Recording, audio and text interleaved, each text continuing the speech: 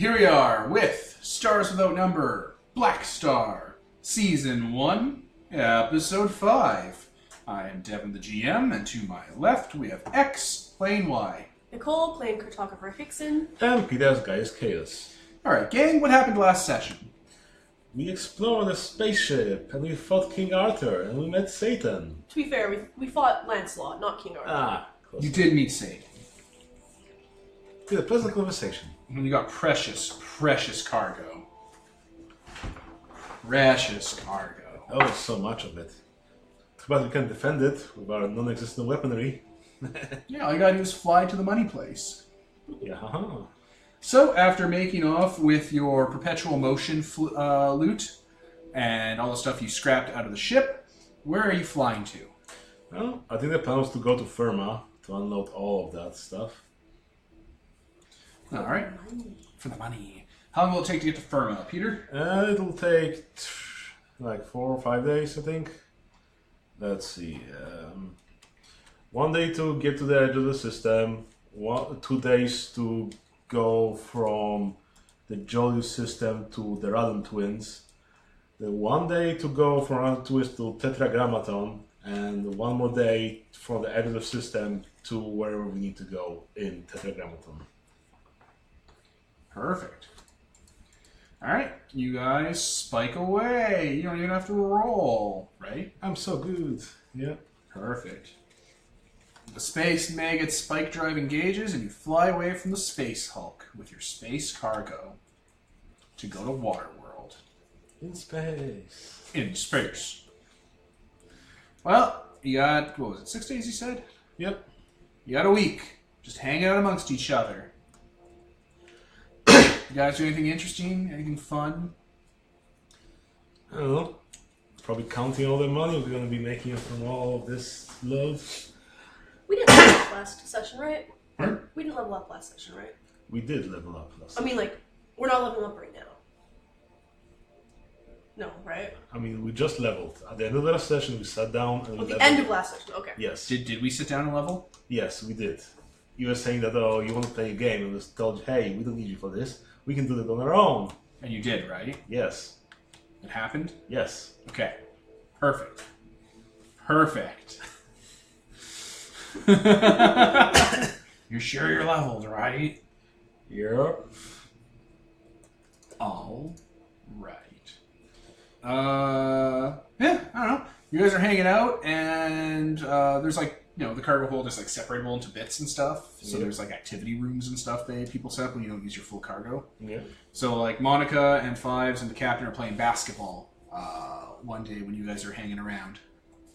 Monica has coated something outside of the basketball with rubber. Oh, Don't no. do that! It's gonna break the entire ship and kill us all! That's not how it works, she says. But it does! That is how it works! That's how it worked in the last place. They like pulverize those people. Don't worry, Hickson. The worst case scenario, we went into space. There's like a, 12% chance we'll go there after each bounce. So, let's go And to it destroys space. our ship and kills us. I just said I coated some of the outside in it. Are you deaf? Oh, this is why we don't take you on the away missions. She spikes the ball down at you. Okay, so I died. Dodge! Oh my god, Nicole, you don't die. Don't be a baby. It's not session 1, we had 2 HP. Right. But you do want to probably make a, I don't know, dexterity check? Evasion roll? You want to catch the basketball. Ah. Dexterity. Exert, probably. So minus I 1. get -1 to the roll. There you go. Roll D2D6.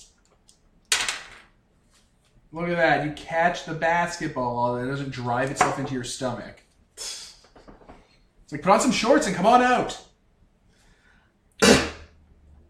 Alright.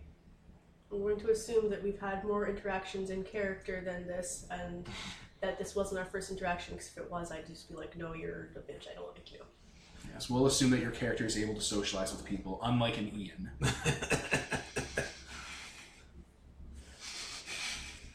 Oh, Ian. You're dead to us. This is the first time you've ever had a conversation, Ian. Jesus Lord. All right, you guys play a game of high-impact basketball.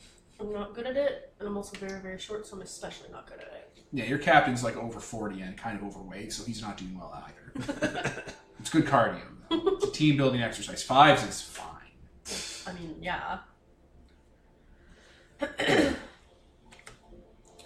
Oh well. Do you join in the team-building exercise? I mean, someone has to pilot the ship while everybody else is doing this. Okay. Yeah, so I'll probably just pilot the ship and at the same time... Hey, with you on board, it's even teams. 2 losers and 2 not losers. Yeah, well, whose team do you go on? 5 harmonicas. Or the captains? I assume that Fives is good at it. He's pretty good at basketball. No, He doesn't have any rhythm, though. He's a robot. Oh. I'll go on his team. Oh no, I guess you'll have the rhythm to return. There you are. A game of basketball plays out. That ball is fucking bouncy. It does not stop. I know. Well, that's great. So yeah, I guess... About halfway through, they like take out little, like they have little like they have like a brick of it that they've shaved and stuff. They're like trying to apply it to the bottom of their shoes and shit, just to fuck around with it like it's a trampoline. Getting the security webbing on the walls and the ceiling so like it can catch them.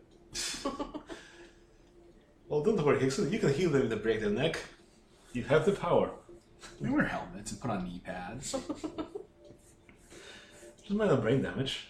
And the brain damage. Yeah. An evening of sports plays out, and everyone is more tired out and bruised. Sweaty and stuff. Good hustle, team. Hit the showers. Yes. All right, everyone hand over your gear, though. Because that shit's worth money. No, we gotta peel it off so it doesn't just bounce around. Yeah. Everyone hand over your gear. We gotta put it away somewhere. The basketball's just lazily bouncing up and down where she had left it dribbling. Forever. Yeah, forever. I'm gonna just keep bouncing higher and higher because that's what it does. Eventually, yeah, it started to accumulate energy. From the vibrations of the ship and stuff. It just like, boop, boop, boop. She comes back before that happens. Yeah, it would destroy itself before then. The basketball would pop itself, and then you just have garbage bouncing around, not doing much of anything. Shredding itself to smaller and smaller bits. Right. Eventually just cut into your skin. Well, eventually you would probably get launched into like the metal and just vibrate a bit and then not be able to get through. Possibly. Whereas those like big cubes before were just smashing into everything, like a reverse rock tumble. Yeah. Fun times. Yeah. Anyway, a week goes by, Yep. and yeah, your ship zooms in to the system that Firma's in. You're back at Firma. Yeah. Haha. They Captain. have money. With money. The captain takes over the radio. You guys don't get raided by raiders because you're still in the tutorial phase of the game. Thank you, GM. Raiders don't come and rob you and space one of your crew members like this is FTL. We should stay at this stage. We seem to be making good money here. But no raiders. Yeah, only get 12.5% of the money, and the captain keeps losing you good deals. I wish we would murder him and take all the money. And then the tutorial mode ends. Yeah, but then we'll be rich. And then it's easy mode. Alright, captain comes back after being on the radio, talking over, the transmission beacons. Alright, I think we might be able to get a hold of a buyer. You had a contact though, right? Didn't you? Yeah, Nick. Yeah, what was this thing? What did he do? He's on, The you know when you go through the law to import things? Customs. There, that's what I'm looking for, yeah, he does that. Yeah, theft. Yeah. Everyone looks at each other, nodding their heads. Taxes are theft. Import and export fees are theft. Draining the blood from our poor, hard-working free merchants. Yes. Alright. I might have someone we can reach out to, and yeah. Well, I don't know how useful Nick will be other than just knocking off import fees, but if we go through a third-party company, they could probably bypass it on their own. Plus, also, he probably knows contacts on the place because he deals with people importing and exporting, so knows what people want. All right. Yeah. Anyway, he heads back to the bridge, and it's going to take him a while because he's organizing something. He knows someone through someone. They'll take everything. Perfect. You know, like, slip him a few tissues as he's walking away. All right. So, we have a courier company. They specialize in deep space salvaging, and they're wanting to take everything we have. Sounds great. They'll take the scrap, they'll take the Bernardium, they'll actually probably use it for maintenance to a lot of their smaller vessels that they use for like worker bees, for like pulling ships apart. Their hauler. They'll even take the that weird people-making machine. Oh, yeah. I forgot Yeah, about people that. maker. The That's replicator. really useful. Yeah, exactly. Even the Element X for like upkeeping their engines and stuff. Perfect. Yeah. Yeah, I even threw in the coordinates of the Space Hulk too, and we were able to get a pretty good deal. I should hope so. That's a lot of stuff they're taking from us. 7 and 7 million. Cool. 7 and 7 million? Yep. What do you mean by that? 7 million, yeah, like 7,700,000. 7 and 7. Okay. 77 again. That's not how words work. That's not how money works. 7 and 7 million, Hickson. That's how free trader lingo works. It sounds like you're saying that they gave us $14 million. 7 I and wish. 7 million? I was like, what? You mean $7 million and $7? So yeah, that was the price we got. You know, what? Do you want me to do anything with that? I don't know how good of a deal it is. I mean, we could negotiate further. Alright, you want to go back then? I don't know. No, it's not an I don't know answer, guy. How come? It's a yes or no answer. How come you never negotiate for like a better, like a good price first? Well, I think this is a pretty fair price. I usually just take the first offer they give us. Oh. It's worked pretty well for me in the last 20 to 30 years I've been doing this. Looking around at the garbage ship. Oh. Oh, Captain, that's not how many works. You must have learned this from your parents. I know you have. See, Captain, that's why you're in debt. But yeah, if we negotiate further, we could like get what, 9.2 mil out of it with extra 20% if we manage to squeeze it a little bit. Yeah, if that's what 20% of 7 and 7 is, sure. Yeah. I mean, that's like, you know, another month's payout at least. Yeah, okay, let me go back. Rolling dice. Fucking should have bought trade. That's why I was asking if we were. He has going to be trade leveling up. too! That's why I was asking if we. Yeah, but he seems to be bad at it, and he cries, which could not help our side. Of course he cries. It's really stressful. Okay, 5, 6, 7. That's not bad. Corporate- I think he has like one from attributes, but it only 2 traits. Yeah, so 8. Okay, and corporate business robot AI. 5. Okay, that's a reroll. Okay. It's a tie. Captain. 12, 15. Fuck yeah. Yeah, alright, he does it. Hey. Good job. Hey, it worked. Awesome. I just talked to the robot, and eventually the robot put me on a person, and the person accepted the offer. Cool. So now They said that the broker machine costs more money to be tied up in our call than it did to give us the bump. Jeez. We should waste more of that time. Literally taking the first deal that the answering machine gives him. Yeah, well, it has an algorithm, and you know, you gotta trust the machines. They're really fast at it. Like 5s. What's 5 times 25?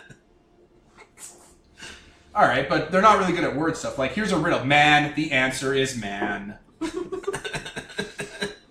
Oh, 5s. You're so sassy. Well, the answer was man. All right, yeah, they'll give us up to 20% finder bump. Cool. Excellent. 9.24. Yeah, perfect. And then you guys, I take half of that, and you guys get your share. And What do you mean 9.24? What does that mean? 9,240,000. 40,000 credits. $9,240,000. Like 9240, then 3 zeros. Okay. It's like a Paleo Terran O with a slash through it. Like just like it's not $1,200, even though it technically is. It's What's a dollar? 1,200. This is 9,240,000. Yes. Ah. That's a big number, so Kickson. That is how big numbers work. You guys are saying it weirdly. Okay. So how much was it again? 9,240,000. So that gives us 1,155 payout each, and Captain And gets. that gives me 4,600,000, 20,000. Yes. That means he like takes out an actual like his little pocket computer. That means wait, there was a catch. Yeah. They are only going to do it through the exchange consulate. What does that mean? We can only use it where the exchange has presence, which means Eden, Bellator's system, basically the places that aren't shitholes. Yeah. Tier 4 plus places.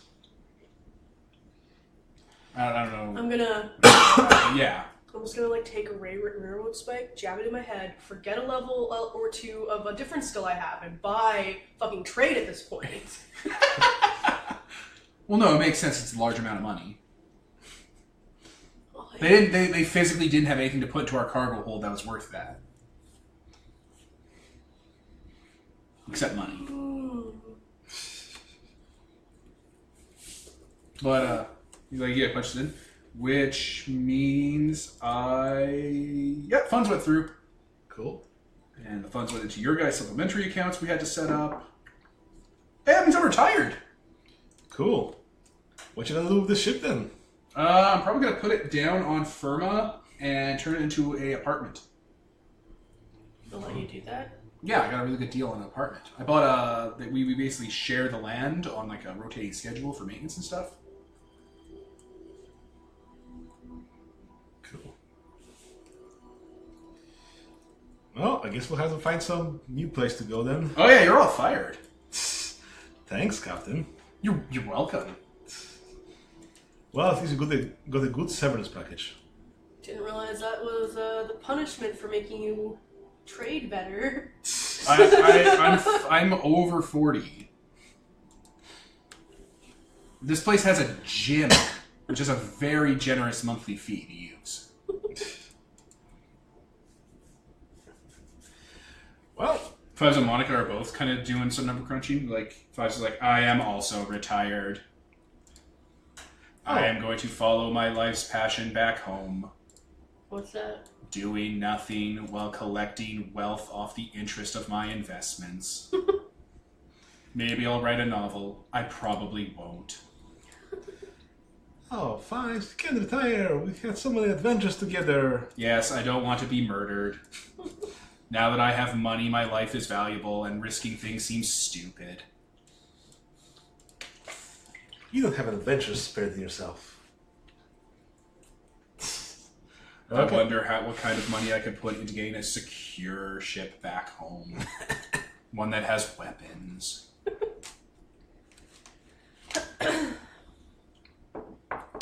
Well, It's like, technically, I'm retired too, in that I can go home and start other things. I need to get home. And I need to spend this money on things that I need home. I mean, you're on Firma. I can probably export lots of nice quality weapons from here. Weapons, vehicles, resources, probably a contractor for building, prefab shelters that are all like stored up. I was hoping you could just cargo haul it back. Yeah, doesn't seem to be that way. Okay, well, I guess we'll have to figure out transportation of this world. Yeah. Yeah, I guess you will. Well, I mean, alternatively, you could rent the Space Mega for me while I live in a apartment.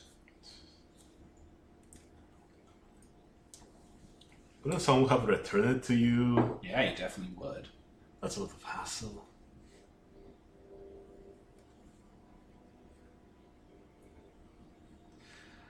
At that point, I was like, we can just steal it. And I was like, oh, he has money though. We can hire people to get it back. I mean, you can murder him right here and divvy up the 4 million between the 4 of us. I don't want to murder him. I just want him to not be a dick. He's not being a dick. He doesn't want to get murdered. So he's retiring. He's literally quitting while he's ahead. Why is he the bad guy? That's a loser talk. Why is he the bad guy for getting off the addiction wagon? Because then he'd be just mooching off the system, not doing anything, not producing well. What about that? You guys want to rent the maggot? I'll even I'll hire Monica on board to be my proxy. I don't know. So they want to try having some adventure or some other transport to Bellator? You already know the ship. You guys say that you're going to get your own built at Bellator. It has the exchange link there. Yeah, I guess. But again, they would have to return it.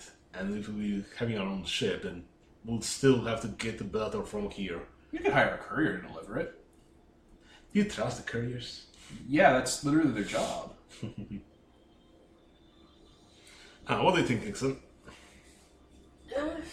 Yeah, sure. Well, Okay, good enough. We're renting your ship. Yeah, alright. Let's dock and get it through a maintenance cycle, and that way I won't have to do that much work when it gets back. I mean, we had the maintenance cycle like 2-3 weeks ago. That wasn't the same. Okay. I'm not gonna lie. A lot of that maintenance cycle was not perfect. Jeez. I had to cut a lot of corners because we don't make a lot of money on our runs. It's just the economy. Oh, Captain. Fine. Let's dock. Let's do the maintenance. Perfect. Okay. Wait, aren't you people going back to Hukal to pick up that sex robot program? yes. Why not just drop me off there? I mean, we could. Yeah, I could sure. pay my way in maintenance and not my money. Yeah, sure. Yeah. We'll probably have to change the ships mid-course though. But, yeah. Well, we'll be changing it to your ship. Yeah. Good enough. Come on board, Fives. So, we're just leaving the captain. Yeah, he goes and buys a timeshare. The most responsible thing he could do with his newfound wealth. God, why is he so bad with money? And then he gets into some sort of, multi-level marketing scheme. Right? Hickson, long time no see. Would you like to buy this thing to make some money? It just makes money. It uses AI programmed, betting analysis, and you're like, no, it doesn't. No, it doesn't. Yeah, I'm gonna probably scrub out his deceitful trait and put easily deceited. Deceited. Gullible. That's what you're looking for. The answer machine gave him the price. Right? I mean, it's the best price. Unbiased.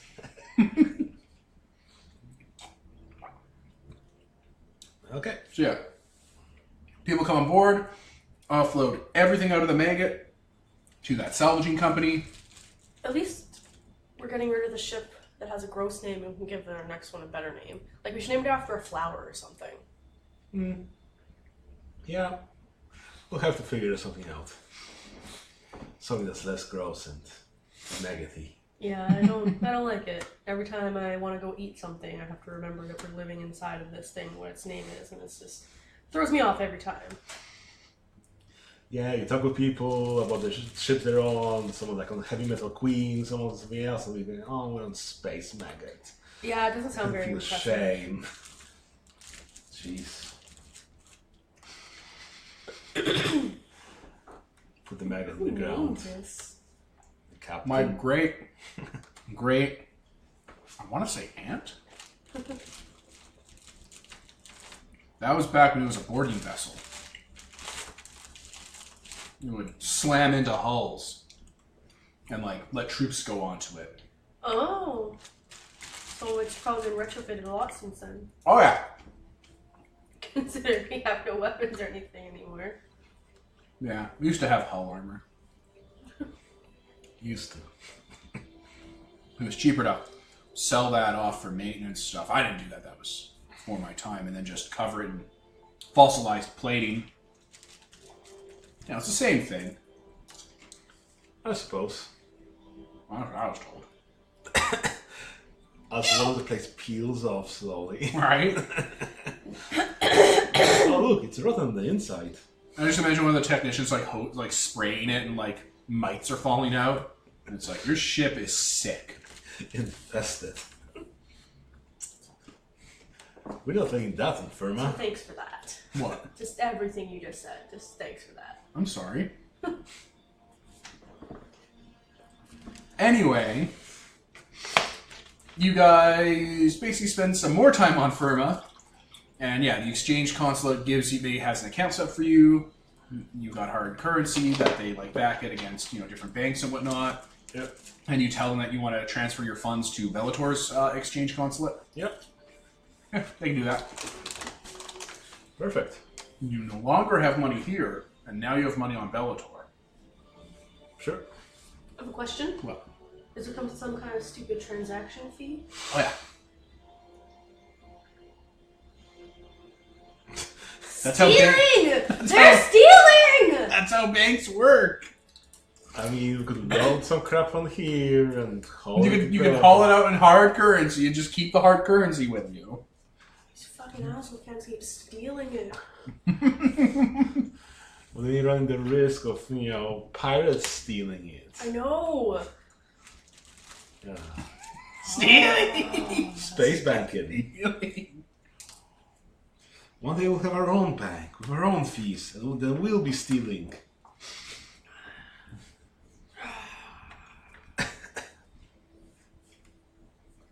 So, you guys get back onto the ship after it's been retrofitted and fixed up and cleared off. Who gets... Oh, I don't know if you get the captain's quarters. Monica does.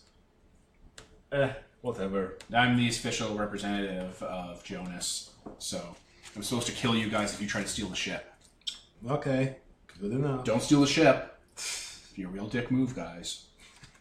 But to that end, I brought some, things just to make sure it doesn't happen. What do you mean? It's not important. I think it pretty much is important. You just said you're gonna kill us, I mean... I didn't say I was going to kill you. I said you'd kill yourselves if you tried to rob Jonas. I have nocturnus cancer. I have nothing to live for. I mean, I don't know if that's a thing, but it sounds like it's probably a thing. Lord. Jeez. The captain takes you all out to dinner on his dime at a fish restaurant. My, how generous. Yeah, Okay. he pays for your dinner and gets drinks and stuff, and it's a nice night. You know what sucks? What? I kind of could go for sushi right now. Really? Yeah. But it's like 6. I know. I never want to go for sushi when we actually have time to do that, but We had some really... Oh my god. Kim brought us to this place that's open late. But we're fucking gaming late. right? There's this place 2 SkyTrain stations away. It's a gourmet sushi place. I had the best sushi ever there. Bar my entire life here in Vancouver. It was the best. Yeah. It's always at 2 in the afternoon when I'm in the middle of work that I crave sushi and stuff. It's never when I'm free. It's so good, honey. There was just so much. Anyway. You're killing me. Nicole doesn't eat sushi, listeners, so I always have to go alone or never go. I mean, there's Togo sushi right here. No. Good sushi, Peter. It's literally a 5-minute walk from the SkyTrain station. Oh no. Two stations away. Best in Vancouver you have. Okay. Oh, and the fucking beer they have there. It was actual good beer. We had 7 bottles of it. Like they brought us like these big bottles, and we just kept ordering them and kept filling up our shot glasses with like this really like Japanese beer. I took a picture of it. It's called like Kirin or whatever. It's really good. It was like 4 liters a bottle or something. Jeez. Yeah, it was good. There was like 5 of us. We spent like I think $150 there, split 5 ways. It was a price appropriate place or something for the amount we got. Cool. Yeah, we should go there one day. Anyway, you all say goodbye to the captain as he retires to Firma, like he always wanted. Not Luxuria. Perfect. You have like, oh wait, no, that wasn't you. What? I was like, doesn't he have like a sister and a niece that he like sends money to? And I was like, wait, that was in the book I was reading, not in this game I was playing. Oh my god. And it was also in Xenoblade Chronicles. No, it doesn't seem that anybody has any mentioned family around here. Well, in the captains. Yeah. And 5, so this AI mom. Yeah. Monica's from Nocturnus. You don't really... Like, you have large families, but sometimes you don't. For various reasons. Once you leave, it's an iffy prospect whether they're still there or not. Yeah. Monica's literally out freebooting so she can bring wealth back to her community and enrich it. Good on her. Alright. Set a course, guy. Sure thing, Monica. Oh, you can say, sure thing, woman. I was like, whoa. Oh no, it sounds a lot worse when you say that than when you say woman or man.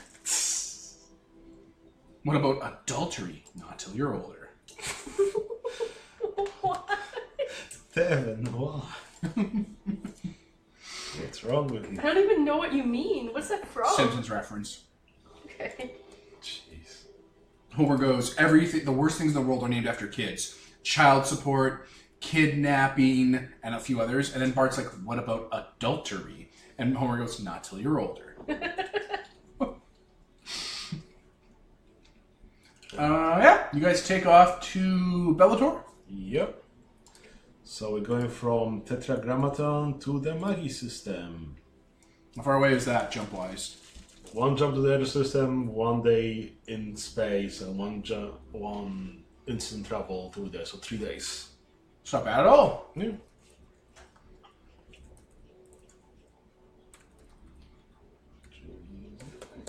Alright, 3 days go by.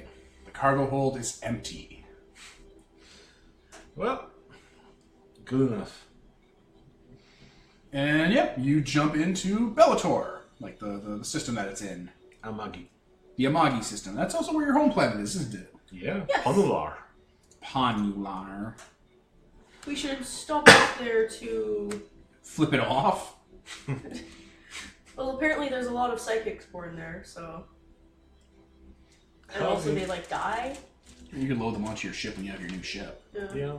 I should probably get better at being psychic first, though, so they don't tear our ship apart because they're dumb. So you can tutor them.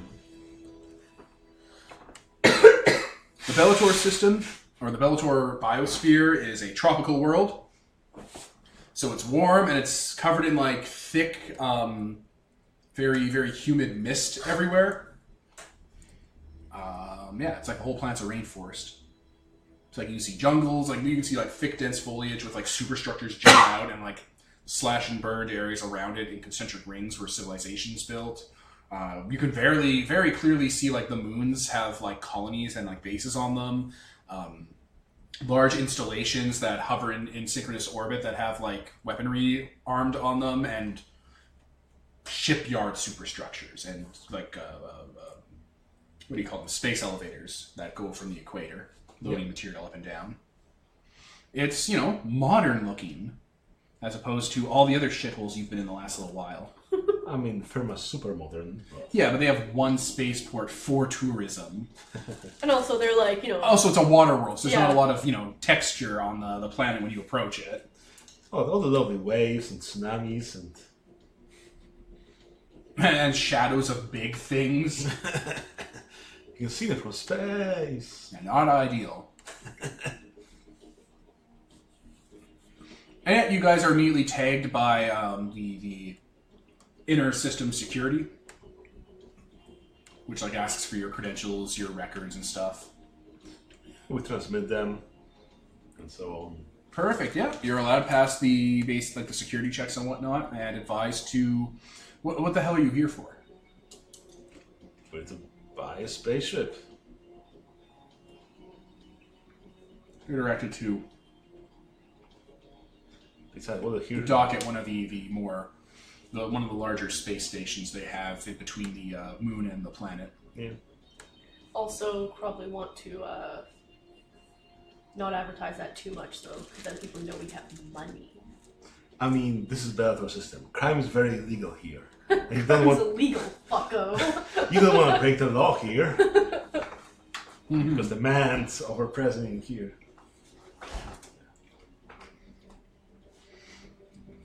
Oh man, that means you guys are operating on like 1/3 shares. No, you guys are getting 50%. No. We're getting full shares, but we're not doing any jobs right now, so. How would it work? Would you guys take half of a cut and then fives would get like 1/2? What? No, that can't be it. How would you guys divvy up the shares between 3 people? Considering you guys are the majority holders. Would you guys get 2/3 if you get 1/3? You already have 2/3. Would you split 2/3 amongst you? I mean, what do you mean that we're not doing any job right now? Let's say you guys do a run. Yeah. And you get $100. Yeah. How would you divvy it between you guys and fives?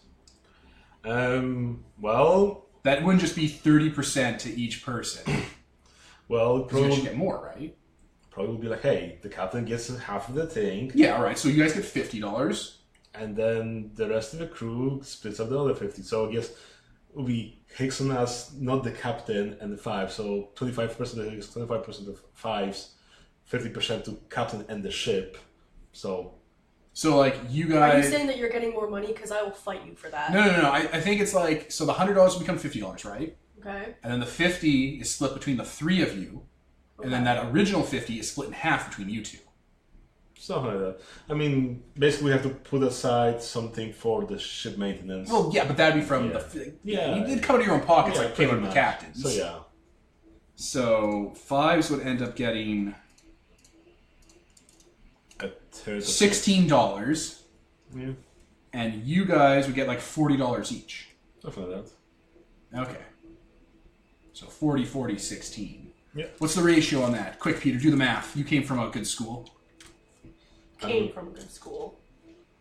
I mean, a third of a half, so 1/6. There you go.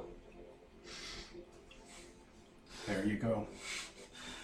Devin, that's easy mathematics. Playing fractures. Frog fractions.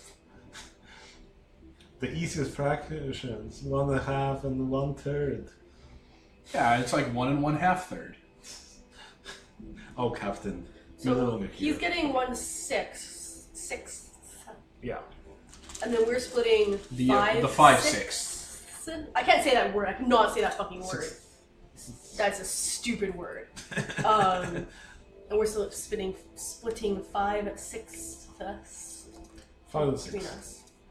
Yeah.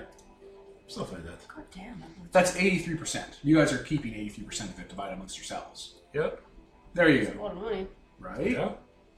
The captain's the leech. He's the one stealing. And the hard to work. His, what's his name? Hey, he was contributing pretty a lot. He was doing the trade stuff. Is what's his name getting less now than he was before? 5s. No, he used to be getting 12. Now he's getting 16. Yeah. Okay. Almost 17. So actually, he'd be getting more if you were doing missions. Yeah, you just stay with us.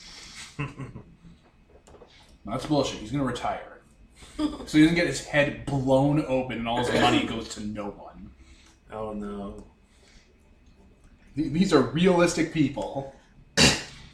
He's sitting with... How much money did you guys get individually? 2 mil or something? 1.155. 1,155,000. Yeah, he has $1 million. He's going to buy himself some nice property and just relax. So Not even a lot of property, because he's a robot. Just He has himself a studio apartment. And a VR rig. just imagine that Futurama's Bender's apartment. Yeah, he's just gonna plug in the USB port into the side of his head and just hang out playing MMOs and like shit posting all the time. When I click on it, it tells me I need permission. Huh? For what? I don't know if it's something you posted. Probably the Space Maggot sheet. Anyway, you are directed to dock at one of the big orbitals they have. Alright, so you guys dock at the space station? Yep, that's what we do. Alright, you're docked, customs happens, like not to offload anything, just to make sure the ship's fine, you're not smuggling, they do an inspection. Bellator, security. So most of them are ex-military, because everyone does service. Citizens. Yeah, citizens inspect your ship. They're a myriad of people sporting chrome. Like people with augmented limbs, chest cavity, eyes, just brain processors and stuff. A lot of augments. Yep. Good to be home. Yeah. You guys weren't smuggling anything, right? No, there's nothing we're smuggling. I think what do we have left? That I think nothing in the cargo hold. I mean, We have some psychic stims, I think, still. Yeah. I think you sold them all off. We sold the muscle stims, but I don't think we sold the No, psychic ones. Everything went to what's Okay. I mean, we still have that modified gun, and that's about it, I think. Because you wanted to give that to your folks at the academy. And No, the gun sounds like something we want to keep. Also, I mean, I have a spoon made out of alien. I think we had that swag bag of officer swag that you also wanted to donate to the academy. What stuff? Swag bag of officer loot from the Space Hulk. Their like memoirs or something. Oh yeah, that's affects. definitely something I'm keeping and I'm giving to my library at home. Exactly. Yeah, that's fine. That's not really what they're looking for. Yeah. They're looking for smuggling shit. Yeah, we're recording. The game's happening. No, Nicole, don't make that noise. That's why I was asking, so I'm like, I have to sip this last bit. Yeah. They check your ship and then they leave you alone afterwards. That's nice of them. You were on you're on basically the largest orbital that they use for like trade and thoroughfare and stuff in the sector. Like not in the sector, but like it sits between the moon and The planet. the planet. It's another Lagrange point. Yes. Yeah, this is the Mandate 1. Cool. So you have your own devices. Okay. Like while you're here, basically they get like a large like machine. They put it on the side of the ship and they carve in your identification info because you need to be tagged. I mean, I think Captain mentioned saying exactly that when he was doing the maintenance last time, that he needs to carve those in. So I guess someone was sloppy yet again. You might have scraped them off when you were flying into that ship earlier. Captain. You pay to have that, etched in, and now you're scraping it right off. Right off. He's so bad at this. Good day to you, sir. Good day, I say. I said good day. The little otter with the cup. I say good day. Oh my god. So yeah, here you are. You're on the ship, the space station. Cool. It looks like the Starfleet style starbase, where it's like the dome and then there's little pods connected to it and it has like a conical bottom. Well, I guess we should see whether we have any connections around here that we can tap into. Should we do a connect roll or something like that? Or you could spend a week here and Nicole could cultivate connections. I mean, yeah, presumably it's gonna take a while to build the ship and shit, so No, the ship's not even being built. I missed that. Because you guys haven't even gone to them for it. We Okay. haven't put in the order yet. Yeah. That's the connections you're gathering. Oh, I see. Yeah. Definitely, especially considering, like, I know people from this planet already, so presumably... Yeah. Yeah, you have connections on like the planet for like the planet and stuff, but this is more like for the shipbuilding aspect. Oh no, I just mean like presumably I know people enough to like make those new connections. Yeah. I mean, you've got your focus. You're good at this. A week goes by. Yeah, you're able to get a hold. You're able to basically work your way up the chain, schmoozing, and like hanging out at different offices and bars, and going to like actual like Bellator like military conferences and stuff because you guys were both in the military. Yeah, and that still counts for something. Yeah, there is a woman. She is a like the shipbuilding on Bellator is all military owned because duh. Everything's military owned here. Right? So the shipyards are constantly pumping out military, hardware. But there's a woman who is basically part of like requisitioning and dealing with approvals and stuff and like going through case files. Her name is Devil Eyes Joan. Devil Eyes Joan? Named as such because she had the majority of her forehead and eyes and nose carved out and removed, and replaced with a large black and red steel processing center that makes it look like a visor with a single Cylon eye in it. Devil Eyes Joan? Yeah. So it's like one big Cylon eye, but then there's like little tiny LEDs in there that are also moving around independent like a spider. Gross. Jeez. Also cool.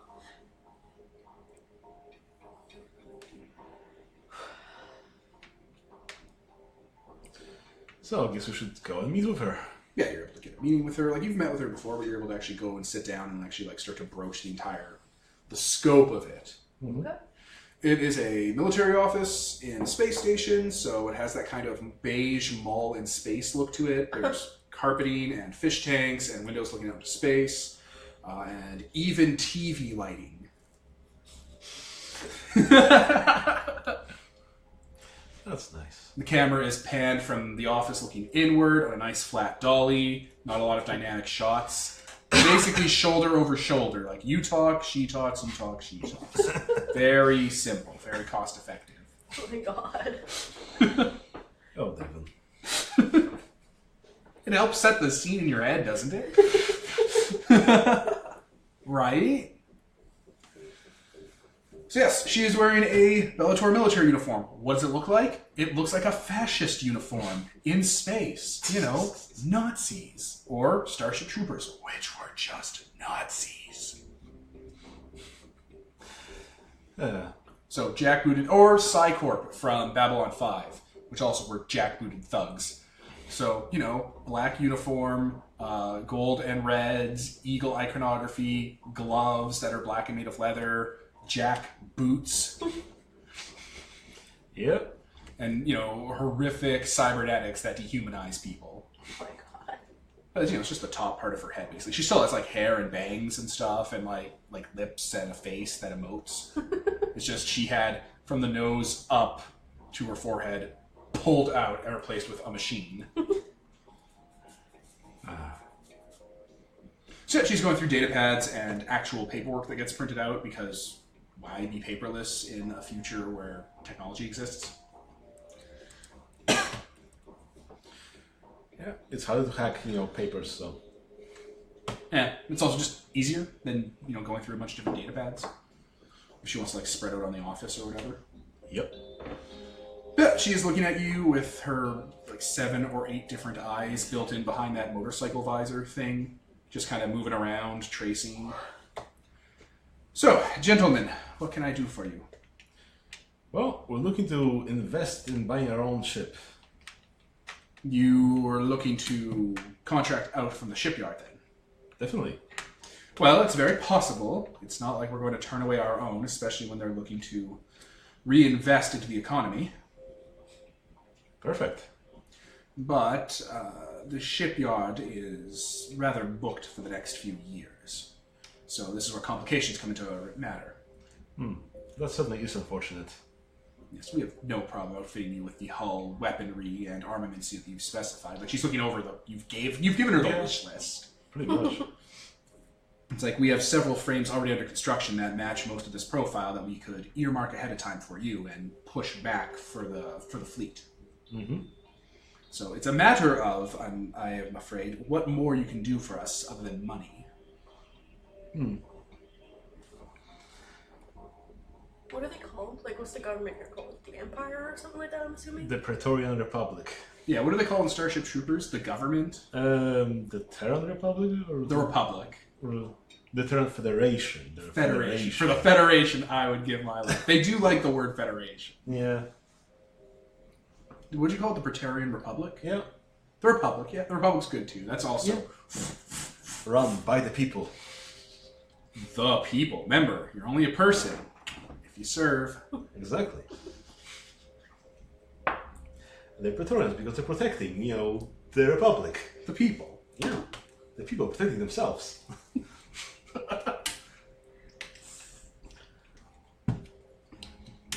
We'd be glad to be of use to the Republic. What would they have of us?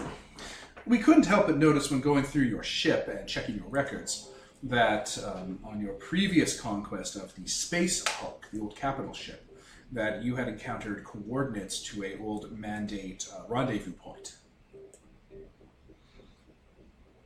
What? We got some coordinates from the VI archives. We got some of the dump that probably were managed to decall in those 2 weeks we were in space since then, or something. Yeah, you guys got coordinates for the capital cruiser would go back to for maintenance and stuff. Yep. That you were probably trying to keep on the down low, but they just hacked your computer. Assholes. It wasn't hard. It's not like the captain didn't just keep all his information on his personal terminal on the computer's account. Oh my We should god! have wiped that. Jonas, what the fuck? The password was password. It was guessed.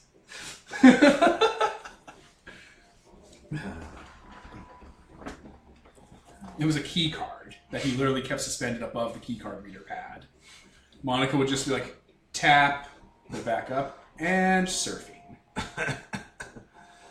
But no, you guys were not in control of the security of the ship, and you were docked here, and it linked up with the base, so they just brute forced your stuff. The Republic would be very interested in collecting information on this site, seeing if it would be worthy of our attention for us to send our salvaging team to. So is that a coordinate to a system that's not in our charts, or is that some coordinate to a known world? Where does it lead to us? As far as my intelligence has been able to ascertain, it's something that we haven't previously investigated. She taps on her desk and brings up a very rough star chart grid that has a few hundred points on it. It's like, these points are a few centuries worth of data gathering we've done on possible sources of things that would be interest to the Republic. It's not going to work that way. Okay. I was just, also, for the listeners, I was bringing up my camera to take a picture of this chart. They're displayed in a way that isn't intuitive for actual looking. The problem is manpower. We haven't had what would be cost effective to go search. Yep. If she even brings up the sector you found the Space Hulk in, and there's actually a coordinate to that Space Hulk. Not exactly there, just in the sector, rumors of a Space Hulk. Mm-hmm. How many of these are scrap metal? How many of these have already been looted? How many of these have just a civilization there? Mm-hmm. So, seeing as your rumors you found were a little more concrete, we would be very interested in you going as an envoy of the Republic and staking it out for us, so we could send in follow-up resources. This, of course, would preclude your freebooting and looting. But successful completion of the survey would allow me to bump up your request. I also, of course, checked your file, and she looks at both of you because you know he's an AI, right? Out of character. Yes. You served on the ship where he was an AI, right? Yeah, it was obvious because you were an AI on the ship. Yeah. I specifically know that. Yeah. So it'd be in your file that you're in the know. Yeah. I'm assuming, yeah. They keep records. They're very good at paperwork. Yes, and I'd be able to spin that from your, of course, mark on your file. Special circumstances. Definitely. So, that would be what I'd need. This would, of course, also allow me to move past some of the more specific fittings. She points to the schematics where the processor core and the AI housing is. Definitely. we would be able to, of course, obfuscate the installations of these bits here so that the dock workers themselves wouldn't be quite aware of what they were doing until we were further along that we could replace them with fresh mines. I think that sounds amendable. Don't you think, Hickson? Yeah, that sounds like something we could do. I'm very curious what's at that point anyway, so... Yes, your curiosity. Curiosity, Mr. Hickson. We will, of course, assign for you a vanguard to go on your ship. You already have a vessel that you can take. Damn, that means we can't loot without them knowing about it. I was actually thinking that. I was like, if they're not here, we can just take shit without telling them. They say they can't take stuff, but what do they do? Copy the data. Data's one thing. They're talking about, like, space guns and mech suits. Yeah, I assume we can take data. They're like star charts. They're like, star charts. You're one freebooter. They'll give you a stern talking about loyalty, not spreading this information around so other people try to rob the Federation of its ill-gotten gain, of its, duly deserved gains. I was gonna say, they wouldn't say ill-gotten. You guys are loyalists. You served in the military. Yeah. They're gonna impress upon you, not if you get like star charts, to keep it to your fucking selves. I mean, of course we keep it to our fucking selves. Right? Hey, It's in your best abuse interest. it. Exactly. You could not loot those points faster than the Republic could get the good stuff. Yeah. So they're fine if you find star charts. I mean, probably if we load up our space medal with all the loot and bring it to them, they might just give us a little bit of money for the job. It's like, hey, brought it over here, might as well. You saved us one trip. Yeah, they could. Yeah, if you want to do that, they could do that. Yeah. Okay. Yes, you have the vague idea. You could do a blind drill to it. Okay. Your piloting skills, of course, in your file. Yeah, we can definitely try that. Okay. Good. We will have. She's just going through some paperwork here. We will have Mrs. Crucifix and Mr. Genocide meet you at your ship. Was there, like, given Christian names? Well, Paleo-Christian names, yes. Mrs. Crucifix and Mr. Genocide? Was it? Yes.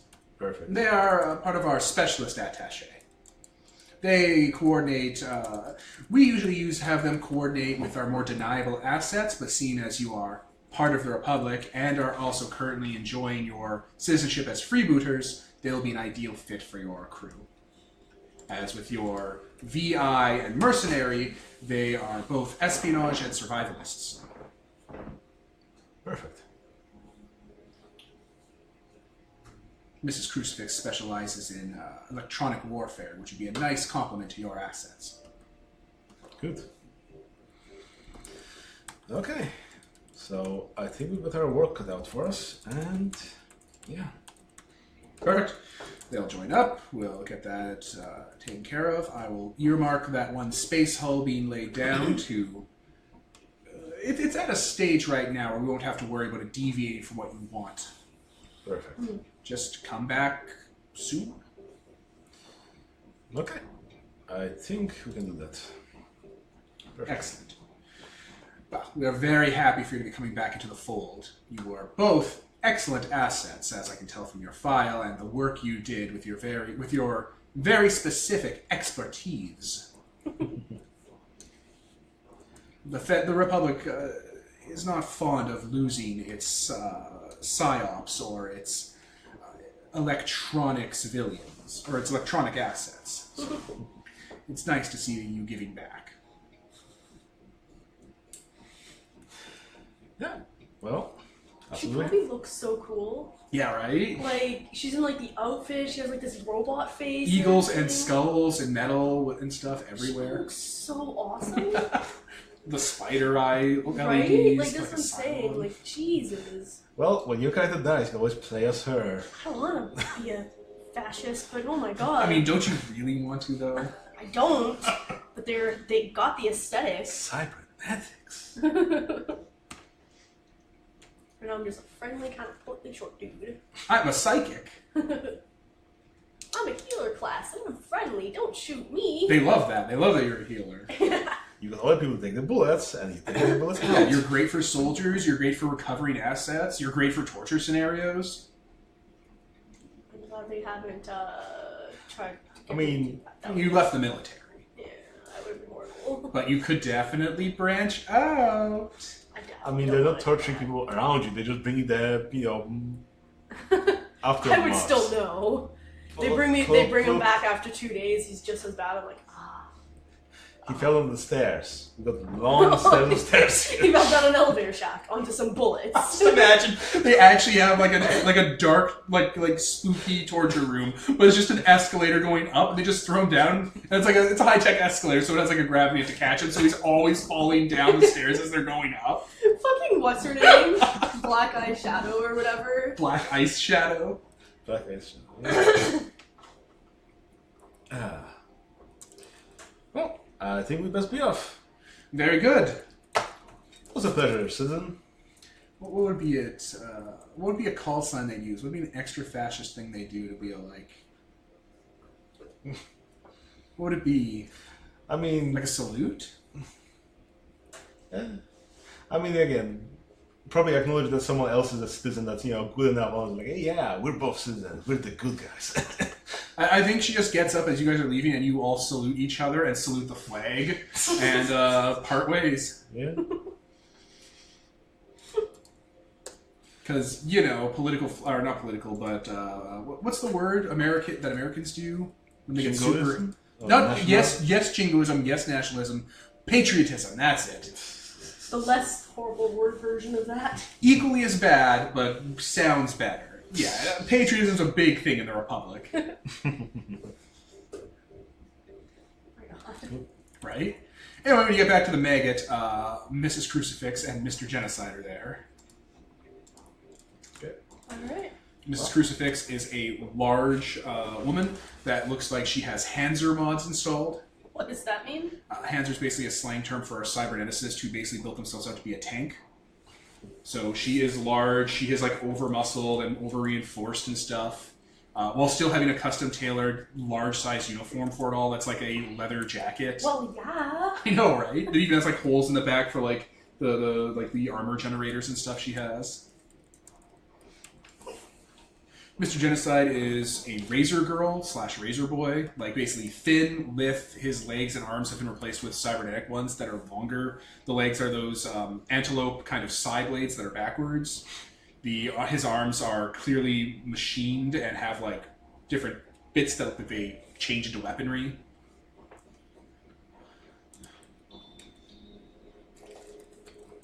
Cool. They both are wearing, like Republic uniforms that show that they're special ops. Cool. I mean, Gaius probably fits in because he likes wearing his uniform as well, especially piloting and stuff like that. I mean, why wouldn't you? Yeah. Right? It's perfect for I this. don't wear my uniform. That's fair. because You weren't born on the planet. I'm also trying to be approachable, and I mean, he's already, A psyker? He's already, yeah, he's psychic. I mean, he looks very approachable. Yeah. He's friendly. He's kind of round. He has like a bushy little beard and everything like that. And he's smiling and stuff. But like, put a freaking fascist uniform on it, and now all of a sudden he looks scary. Your literal trainer when you joined the Bellator Psyops was a dude dressed like Neil Patrick Harris from Starship Troopers. Right? No. Sometimes. When duty calls, we pay the price. Anyway, That sounds too good. it's great. Starship Troopers is amazing because of how awful it is. Can be. But yeah, they get on the ship with you and stuff, and they'll hang out here, they'll share quarters, and just wait till you're ready to go. I mean, I think we are ready to go. Minus technically with Monica and Fives. Oh yeah, okay, you call a powwow with Monica and Fives? Yeah. I noticed an increase of chrome. That's right. We got a job for the government, so we can buy our own ship. We. The two of us. I mean, do you want to get paid as well? I just wanted a ride home. Wait, is he not sticking around? Is he just going home? I forgot who's going home. Shit, we should drop him off at home. I mean, It's on the way to pick up the pornography. Yeah. Which you're not doing yet, because you're going to doing this dangerous government mission. Oh no. Yeah. I actually had forgotten about that. I didn't mean to kidnap him. I mean, he could just fuck about in the station until we come back, technically. Till... Sorry? I'm sorry, I was trying to imply that you wouldn't come back. Yeah. If. Yeah. Well, either or. I mean, you're so well off that you could probably just buy yourself a ticket from here. I mean... We said he'd give Gee, him a ride home. He looks out the still lowered cargo bay out to like all the people marching in unison with like the black and the white and the flags and the uniforms and stuff, and people with like metal hands stroking their gun with their knife fingers, and he's all like, "No, that's fine." We should really give him a ride home. Like we said we would. We have to. I mean, we said that we're going to give him a ride home in a new ship, and we don't have it yet. I kind of thought we were dropping him off before we were coming here, and then we came here, and then I forgot we were supposed to be dropping him off. I mean, building a ship You're takes a going while. to pay me for this. I mean, yeah, sure, whatever. I have money still, right? Yeah. Okay. You guys have money left in your pooled resources, right? So we got half a mil between the two of us. Yeah, all right. I'll take a couple tens of grand. We'll work out the specifics later. Perfect. Monica's just like, yeah, you're still renting the ship. I'm still getting paid. Perfect. What did you pay for the renting the ship? Did that conversation happen? I mean, the captain didn't say anything. We didn't sign any contracts, so I don't know. That conversation happened. I've been given the payment schedule and everything. Okay, so how much are we paying? You're paying him 100 grand for an unlimited rental. I think that's fair. Unlimited rental, no, that sounds nice. Yeah, we both know what unlimited means. Wait, it's unlimited for 100. That means we basically bought the ship for only 100 grand. I mean, It's All to we do have to all do the is things bring you wanted Monica to- with us. It's to do all the things you wanted to do before you get your new ship. so But we can just start. We just literally just bought that. Okay, let me read that. Okay, because if the captain wrote the contract, that might actually be what we just did, written in crayon. right? It's structured such that you can use it until you get your ship, and you have to make a concerted effort to get a new ship, and then this ship goes back to the captain. Okay. He's very lenient and can charge you a flat amount. Okay. So I mean, if we There are clauses in there for loss of ship and remuneration. okay. So don't just slide into the sun when you're done with it. Flying in the sunset, literally. Optimus's body coming out of the sun melting. Having Transformers. Optimus crashed. His dead body crashed into the sun and melted. Well, as long as I put my car somewhere else, then I could fly it in, and I wouldn't feel mind. Oh my god.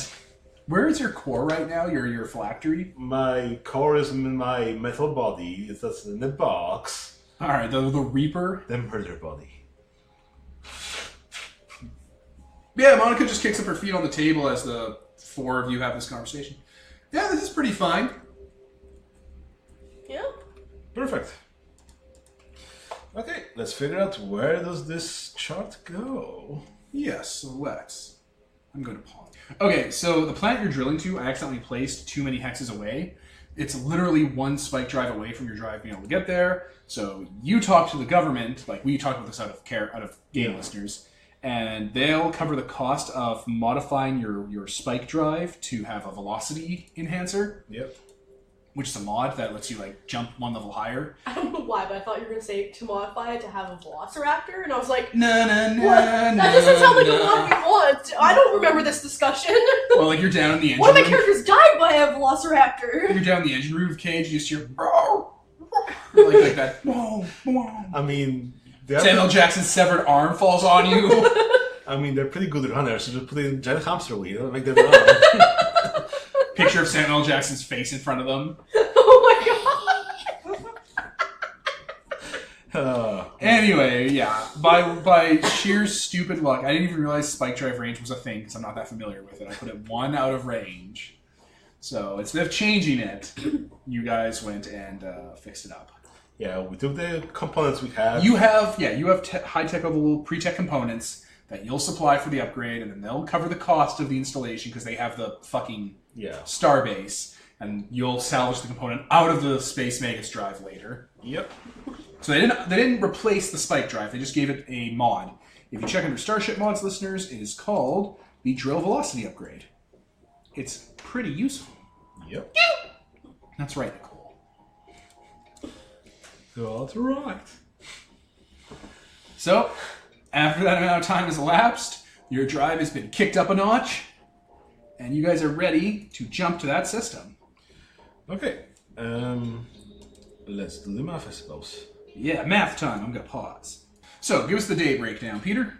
So, we need to do 1 day to get to the edge of the system, then do jumping, and the difficulty is 7 plus 2 because the rudder is more than 5 years old, but we have a rudder, so it's not uncharted.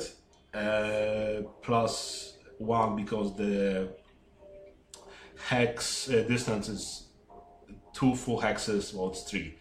But that doesn't jump to the next one, so the difficulty is 10. Since I'm a Starfarer, I can do difficulty 10 jumps without rolling.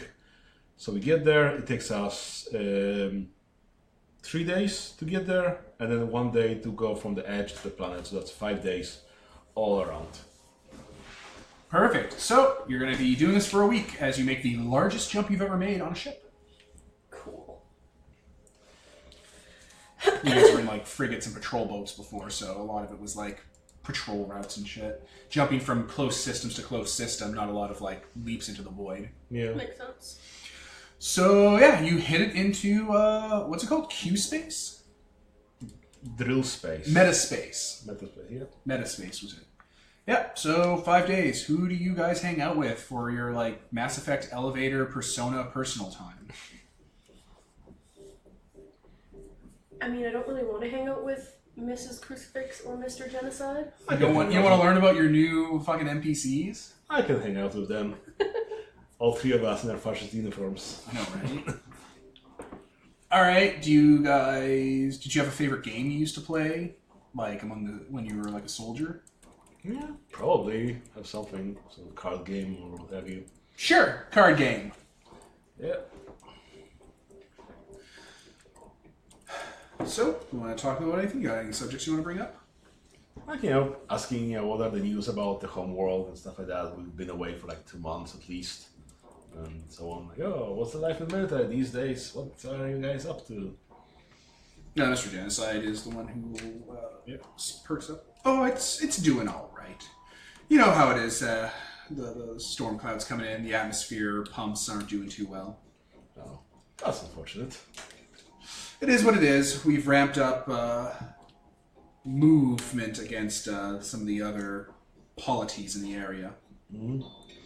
There's a new principality forming from the Eden cluster, and we want to start to match their resources before the next super freighter comes in. Yeah, definitely disconcerting to be there. I mean, at least they've got, the Ion to keep them busy, I suppose. There's talk that Eden and Ion might fall back in line under old mandate principles. Ion is very big on that. They still have their monitor. Yeah, that would be unfortunate. I was actually deployed I was deployed as an asset to one of Ion's colonies to take a look at some of their governing protocols and diplomatic treaties. Once we were able to remove some of the obstacles that were allowing their unification to go forward, we found that they were very much interested in this.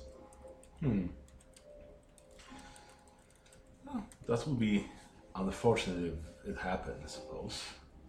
Ion was fielding mercenary companies. There's a few dozen in this part of the sector. We were able to disrupt their relations.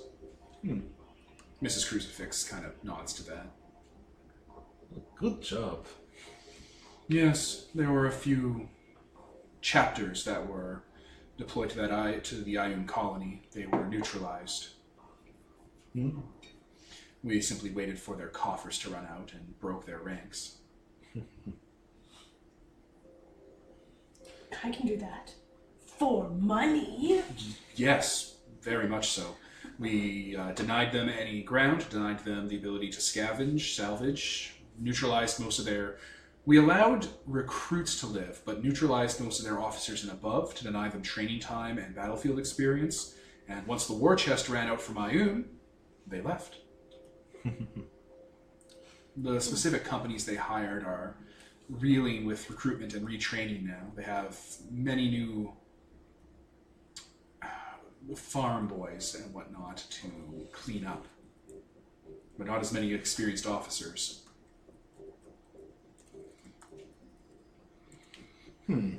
Interesting. Well, hopefully this will be a good breakthrough and we'll be able to use that to press our advantage before the Ion gets its shit together. There are other principalities in the sector that are starting to move that we're aware of. They're just not in our part of the sector yet. Talk of a nomad fleet or a scavenger fleet in the southern arm. Ah, yeah. And there's the Krogan. Xenofanatics. They went for bio-titan reorganizing of their colonies.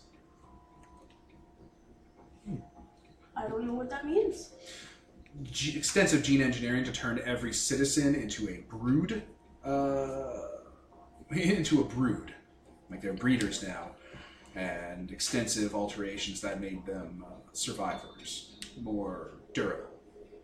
Chitin, plating, redundant organs, super dense bone structure, reduced durability, reduced joints. Reduced durability? No, reduced mobility for durability. Jeez. That's extensive, I suppose. Yes. Very much like the Iscarians, but more entrenched. Almost sounds like Maltec. Wouldn't be surprised if there was some conditioning going on as well. As far as origins found, it's a cultural xenoprofile. Jeez. It's been used before, much like the pockets of Klingon mercenaries you'll find. Paleo-Terran myths and whatnot. Greys, Klingons, harvesters, the classic war profiles. We want to run into those. Harvesters, for listeners and for you guys out of character, are a reference to the aliens from Independence Day, which is a gene template that is out there that some factions will use. Bioorganic soldiers inside a biomedic mech suit. Cool. That just go around ripping planets apart to feed a scavenger fleet. Cool. People don't even bat an eye at it. Like, these are clearly pop culture references, but they've just fallen into mythology now. Yeah. It's like a leprechaun or a Nuklavi. That's just what people think of Klingons and Krogan and all those other little pop culture aliens.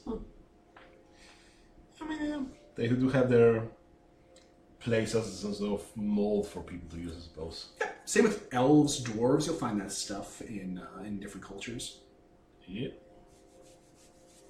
Somewhere along the lines, marketing took over somewhere, hundreds, maybe thousands of years ago, and it just went from there.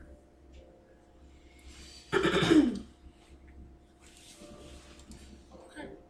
So, yeah, we should chat about other things as well, and I think that's it. Yeah, they mentioned that, Mrs. Crucifix, one of her, her Hanser conversion is recent. She took a lot of battlefield injury with the Iron mercenary companies.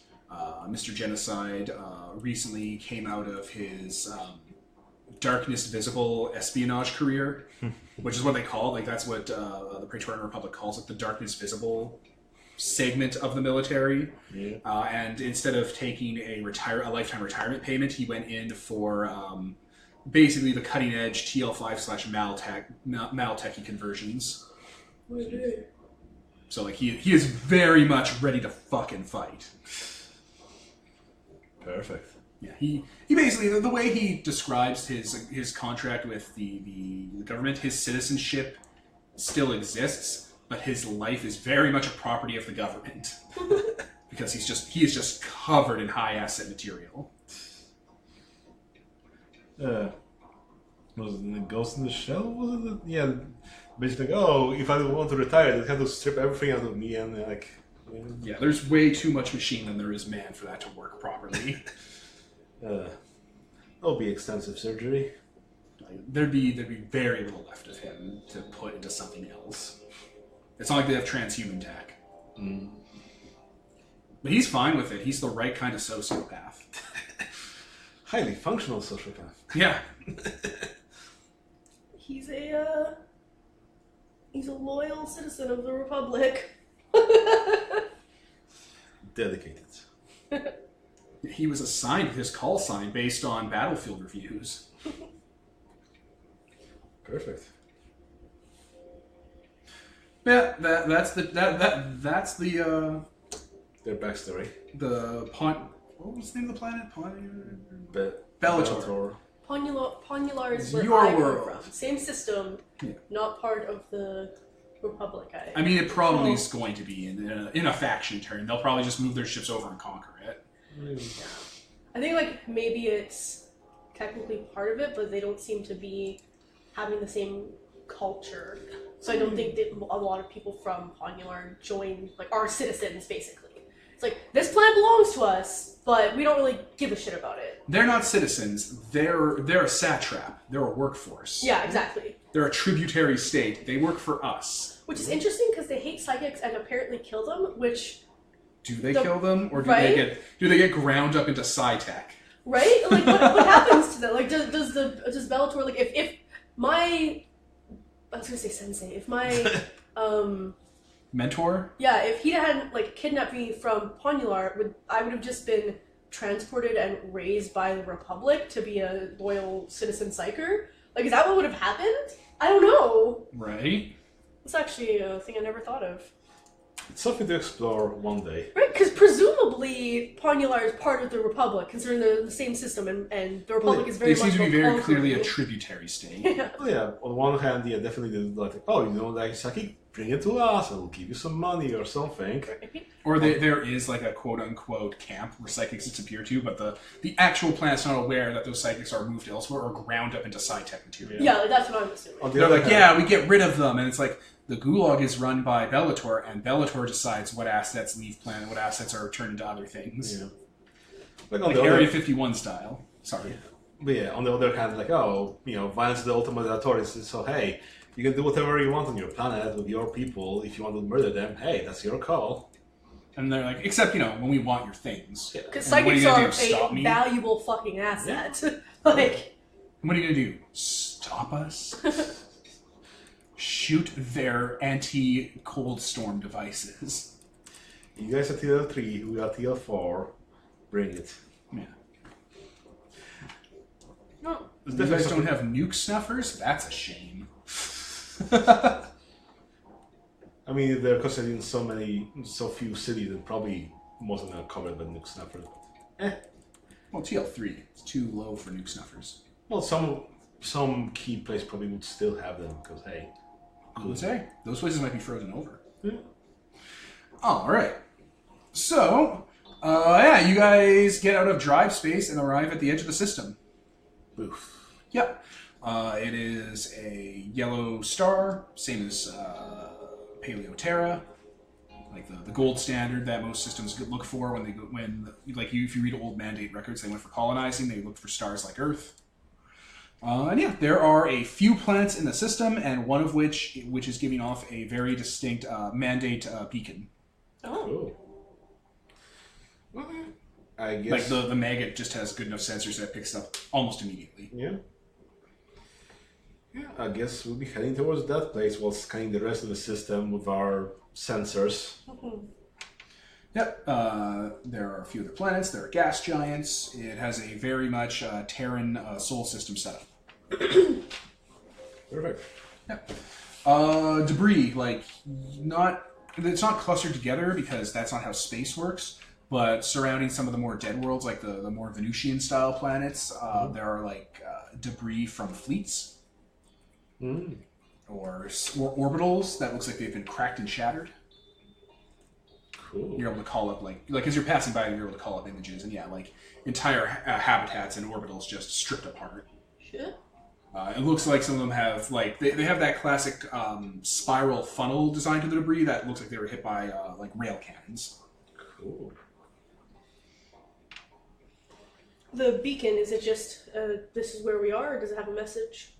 Yeah, it's basically just like here. It's not a distress signal. It's just a No, we it's exist. more of an alert. Yeah. Okay. Yeah, this is where you want to go. This is this basis of that. Cool. Yeah, Mrs. Crucifix is on the bridge with you basically. This is promising. Yes, it's a whole new system. Yeah, I mean, look at the amount of debris here. I mean, you can discover that for years. Yes. Some of these might be salvageable as rebuildable installations. Definitely. I mean, if you want to establish a presence here, geez, you've already half of the thing built here. Let's get an orbit around that distress signal and see what's happening. Yeah, well, that's fly on in to Monochromicon. Yeah, you're able to pull up a database file on it, like from the beacon. The planet is called Monochromicon. There are bands of black seas going around it, like thick kind of, almost like a marble basically. But it looks like the water is black due to the soil and whatnot on that's like on the beaches under the table, like the below, and just the way the atmosphere is colored. And yeah, a lot of snowy plains, deserts on it. It has actually it's Earth-like, like it's one of those Goldilocks planets. Cool. Just the right size, has a variable arrangement of what do you call it of ecosystems and biomes. Once you get like close to it after enough time has passed, yeah, you can pick up that it's a planet with life on it. Cool. You aren't really able to get like tech level or anything because that's abstract. But there are signs of superstructures, but they've long since been grown over. Like there are mountains that have been turned near the equator that were turned into like space elevators or whatnot, and that's gone. So the space elevator's in orbit because the tether snapped from the ground, and like its structural stuff has been overgrown and like rotted. Cool. Well, I guess we position ourselves in the polar orbit so we can scan the whole planet with our high-tech scanning equipment on the space magnet, so we can get a whole detailed map of this place. Mm-hmm. It looks like there was a redoubt here, like a REDOUBT. Basically means like there was like a carrier that used to be here for like maintenance and stuff, and like a freighter fleet with materials. Yeah. It's long since gone. Yeah. But there is stuff near the space elevator that looks like it was like a mandate stronghold. Oh, cool. So like mining operations, processing, psyker facilities for like making sci-tech. Cool. You're picking up the traces of this based on patterns found in previous mandate settlements. And like it's easy because you can use I think Ioun as the template because they actually still have mandate infrastructure. Yeah. So all the signs are here. The whole nature doesn't draw in straight lines bullshit. Oh. Fuck you, Prometheus. Have you never fucking seen bismuth or anything in nature, you idiots? Fucking morons. That's on micro scale. Even, have you seen, there's like giant fucking cliffs that are like exactly square blocks that people didn't make that way. That's how Earth makes stuff. That's why the people in Prometheus died miserable, horrible deaths, because they were the dumbest fucking scientists on that ship. Right. Oh no, a ship is falling forward. Prometheus' school of running away from things. Oh my god. Like, I'm sure I wouldn't be I'm sure I wouldn't act optimal in a pattern, but if there was like an alien there that looks like they're super gods who specialize in bioweapons, I'm pretty sure I wouldn't demand that they extend my life. I'm pretty sure I'd start shooting. Make me immortal. Yeah, we'll figure it out from here. You guys are clearly assholes. Ever since we landed, it's been nothing but a murder fest, so it's clear that you're a bunch of assholes. We'll backwards engineer the technology to make me immortal. I'm an old man, I'll go into cryo sleep.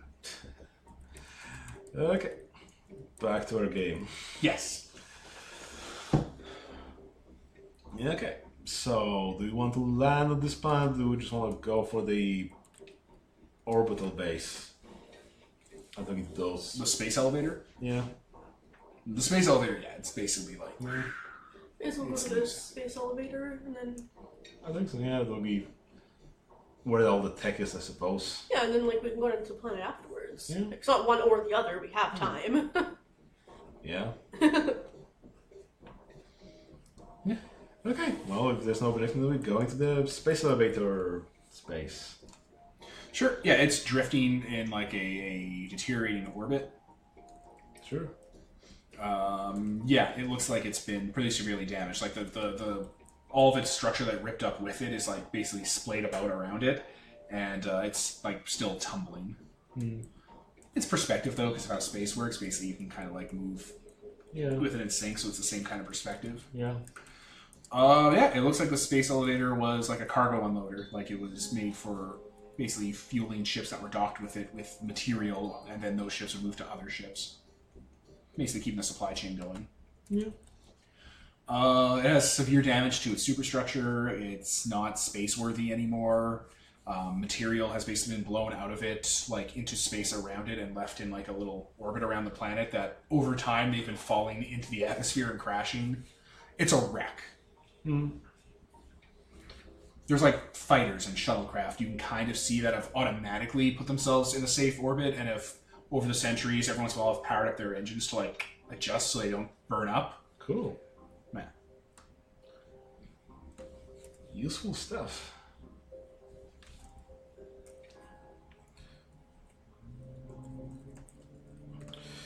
Okay, so do we land on it, try to explore it a little bit, or do we just land on the planet? It looks like it's pretty badly damaged, and you need spacesuits and whatnot. Okay. Like, it looks like its material's been blown out a bit. Okay, then I guess we'll be going for the planet then. Perfect. Where do you want to land? Well, either we could go to the other end of the space elevator, because that's probably had some infrastructure around it. Yeah, that's where all of that mandate infrastructure was built around. Yeah. That sounds like the best place to go then. Yeah. Also, the tags on the planet Yeah. are not the tags. Like, I just put the name there and I haven't edited it yet. Sure thing. Like, mandate base showed up there at random. That was random. Okay. I just wanted to put a name to the planet. Okay. Oh, it randomly generated a space station. Weird. Yeah, called Guy Mass. Fun. Guy Mass. That's what it's called.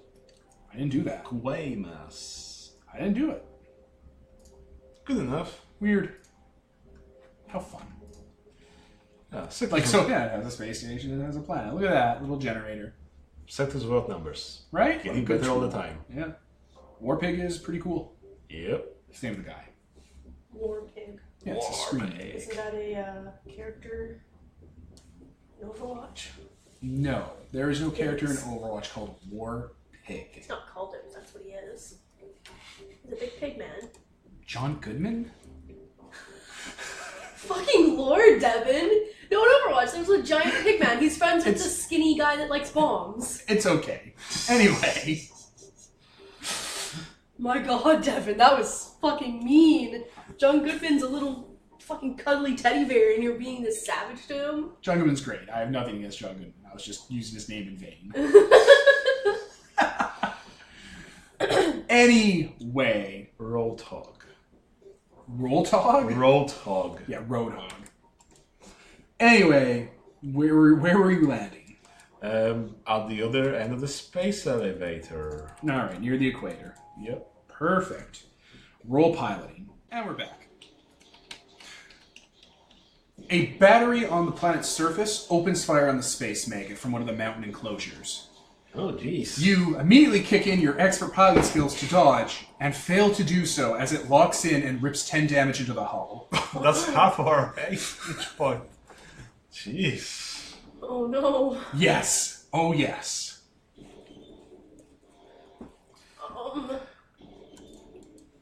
Don't we have any passwords or anything from the Let me die into the ship.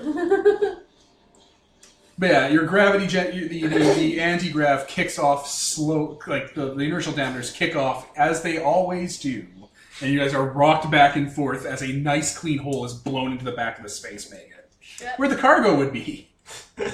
Good thing we don't have anything there. Fuck you, cargo! On the basketball court. I mean, that was just a hoop they put out. No, it's blown in half. Yeah, it is. So that happened. Oh no. Okay, so... How this works, because I looked up how anti-ship gunnery works, Oh. is you have to make a piloting check to not get shot. Mm-hmm. And you have to do this 2 more times before you can fly your way out of their range. That sounds like fun. What do you guys want to be doing while Peter does this? Is there anything I can do to help? I don't think so. I mean, you can't psychically heal the ship. No, it has to be a sentient creature. If you were plugged into the ship, would it count for her healing? I think that those hit points are like bigger hit points. I'm not sure whether... Maybe... Because that'd be insane. Maybe spend all of her powers to heal like, in a 1 hit point worth of space. A ship hit point? Right? Or like maybe if it was like a VI core, it might be okay because the ship is its body. Yeah.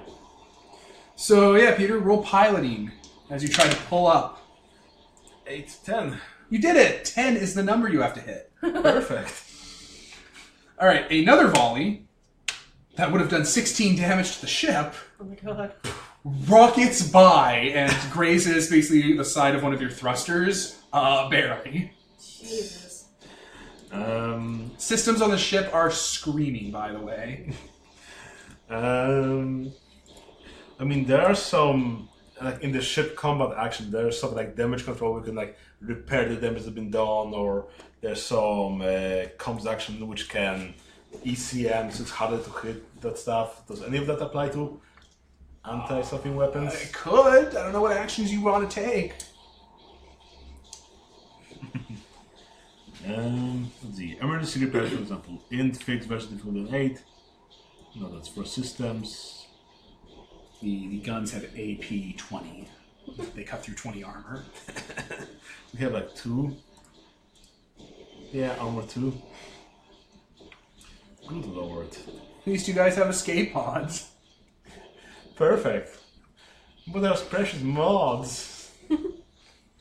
Have to recover them from the debris. Right? You'd have to like, we're not leaving this planet until we get our fucking salvage out of that ship. Yeah. Should have taken the other deal. But they provide... Should have taken the other deal. Alright, Peter, roll piloting. 8 to 10. You did it as 7 more fly by and again graze the ship. Okay. You're able to pull up out of the firing arc of it as your sensor board goes alive, as some of the orbitals, like the orbiting things, start to position themselves towards you on thrusters. Well, that was clearly a mistake. Like, seriously though, like that ship we were in before is like, this is the thing we used to go to. Did we find any data for like passcodes for them not to kill you? No. Your ship doesn't fit any known profiles on record. Like, it's literally scanning how your ship is shaped. Can't we something? Don't we have like a thing that makes it so we scan as different ships? I think we have that. Yes. We legit have that mod on the Space Maggot. Oh my god. Oh my god, his hoarding is gonna save you. Yes! Sensor mask, I think that's what it's called. Let's look that mod up. It's literally gonna save your life. Right? I'm glad I remembered that. I'll pause while we look this up. We're back. Alright, so you quickly throw up the sensor mask to make it look like you were the crew command cruiser. Yeah, the mouth of triumph. Alright, the orbitals will do a scan of you now that you've pulled out of the atmosphere. They do not beat an 11. Perfect. Alright, so yeah, the orbital mines power down and go back to their orbital points and don't fly into you to blow open your hull. I'm glad. Jeez.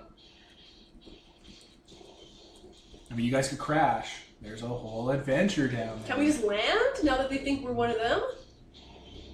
I mean, yeah. Once you land, you'll be outside of their shooting range. Right? And then you can get the ship fixed. Why is the carrier landing? The carrier does not have atmospheric configuration. Error. Does not compute. Oh no, they'll probably just be like, Whatever, it's crashing. Yeah, it's probably like crashing or some shit. Like, we don't know. We're dumb computers. We're just told to shoot at something if we don't recognize it, and not to shoot at things we recognize. We're not programmed to say. Unless it's an AI and it's smart. Like fair. It probably would have had a better role in that case. You could probably, if you land further away from the anchor point, because the batteries are around there, if you land further enough away and just hoof it on foot, you will not risk them shooting, recognizing that you're not the ship on, like, once you get too close. I mean, probably could, like, get down really close to the ground and just fly right above the ground for a while, because I don't think the batteries necessarily go flat. So probably could get somewhat close. Unless they fired an arc. Fair. Oh, either or. If you're able to land a bit of a distance away, not terribly far away, and just do patchwork to the ship, then you'll probably be fine when you try to leave later. Well, I guess we should talk with our Bellator guys. Like, hey, well, we got a confirmation that there's active stuff here. They want to go in and check it out more, but I guess that'll be a bigger favor on you guys. Yes, land the ship then. Okay. You guys will owe us. Well, the government will owe us. Why will the government owe us? He doesn't know because you're just saying things and hoping they'll be true. I mean, they're representing us. Like, oh, well, they agreed to that. Yeah, we're risking our ship here. Because our job was to go verify that it's worthwhile talking. Like, hey. Guns don't verify it's worthwhile. It just verifies that it's guns. Guns and orbitals and all this stuff. It's not super useful. Active installations, whatever. Yeah, being active isn't super useful. He's not gonna argue. You guys get under the gunnery range. Sure. There is a field of coniferous trees. No, decidui trees, because deciduous trees decide to lose their leaves. Exactly. And coniferous trees have pine cones. No, they're cone-shaped. And they're also cone-shaped. Okay.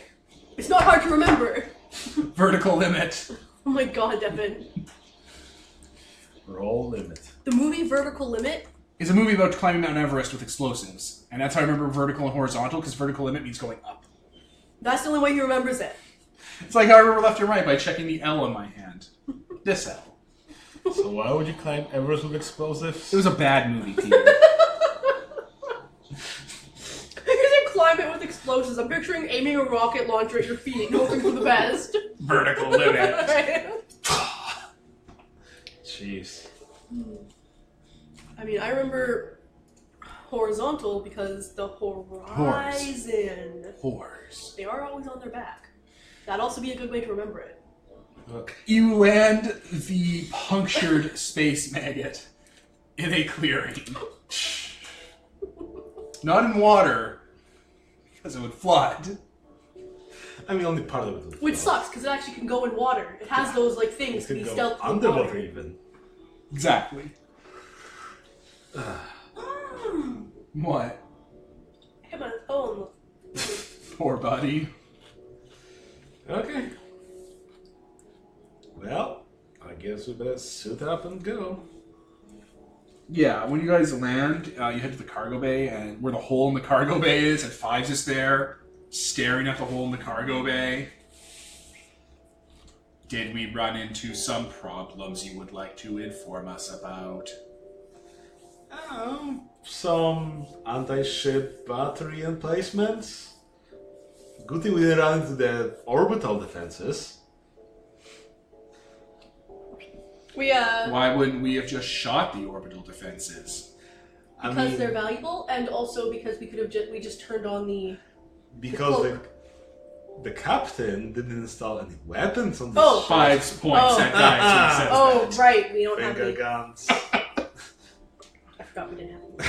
Mr. Genocide kind of looks, wait, I thought those were just smuggler guns hidden. Does this vessel not have any armaments? None. They're not hidden under the gross alien skin? I mean, wait, here. I pull up a cargo and like sniper rifles, rocket launchers fall out We of have it. individual weapons, but we don't have any. Look, this rocket has a smiley face on it. It's from Bellum. I am aware, I've been there. That's the extent of it. I was fully expecting parts of the armor to flip open, revealing sandcasters. No. They're things for Sun throwers. they're things used to throw chaff out to block like mines and drones. It sounds like the part of the hole to flip open to reveal sand castles, and I was like, what? Just absolutely what? Just sand everywhere. No, the owner of the ship's kind of a hoarder, and there's not enough space for guns. He like kind of kicks one of the floor plates to reveal the escape pod system. But what if we need it? I mean, yes, we could shoot that at something. Monica is now in the cargo bay as well. She's just staring at the hole in the ship. Yeah. Well, good thing we didn't have our previous cargo here. That would have Fish? sucked. Oh, well, the bouncy, right? Yeah. Like the fish. That too. Like, what is that for them? Those were some expensive fish, you know. Blown out into space. they're like, whoa. What was that? Hitchhiking Guide to the Galaxy that's Thanks for all the fish. ground. With a slowly falling to the ground and having the last thought before, hello, Earth. Welcome to Earth. Well, we've landed. So I guess we should make some expedition towards the emplacement on foot. Yeah, it appears we've landed 12 miles away. That's nothing. Yeah. Okay, so, well, 5 stay on the ship to try to patch it up with some scrap. And I'll get the foam caster. perfect. And the rest of us can go. Monica just kind of raises her hand. I'm not going anywhere. I'm going to stay here and protect 5s. Good enough. Fair. As 5s pulls out the glue gun to start like gluing together metal and stuff. I'm picturing the thing from Prey. It's literally the glue gun for Prey. They have scrap metal that they can pull the ship. They're just going to pull parts of the plating of the floor and stuff apart and just use it to start patching. Oh, we've only had the Guardians of the Galaxy repair gun. Right? The 3D printer system? They have stuff like that. They can print like metal bits and stuff. They have raw material. Yeah. It's just not, super replicators. Yeah. We'll leave that for Heaven's Reach. I mean, you guys can get one in this game. You just have to get yourself a cornucopia machine. Or a grail machine. That'll be cool. And you just pull raw, like, plating out of it constantly forever. I mean, why pull it open? We could have, grav tanks. Stick it in all the holes. Yeah, grav tank would be great right about now. I mean, there was one on that cruiser. Yeah, there was. There was. Okay. Well, I guess we're heading off. Suit up and go. The 4 of you, you leave the ship.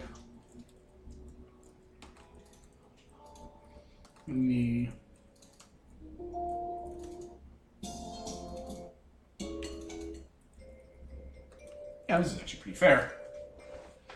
It's nice out. Cool. There's deciduous trees everywhere.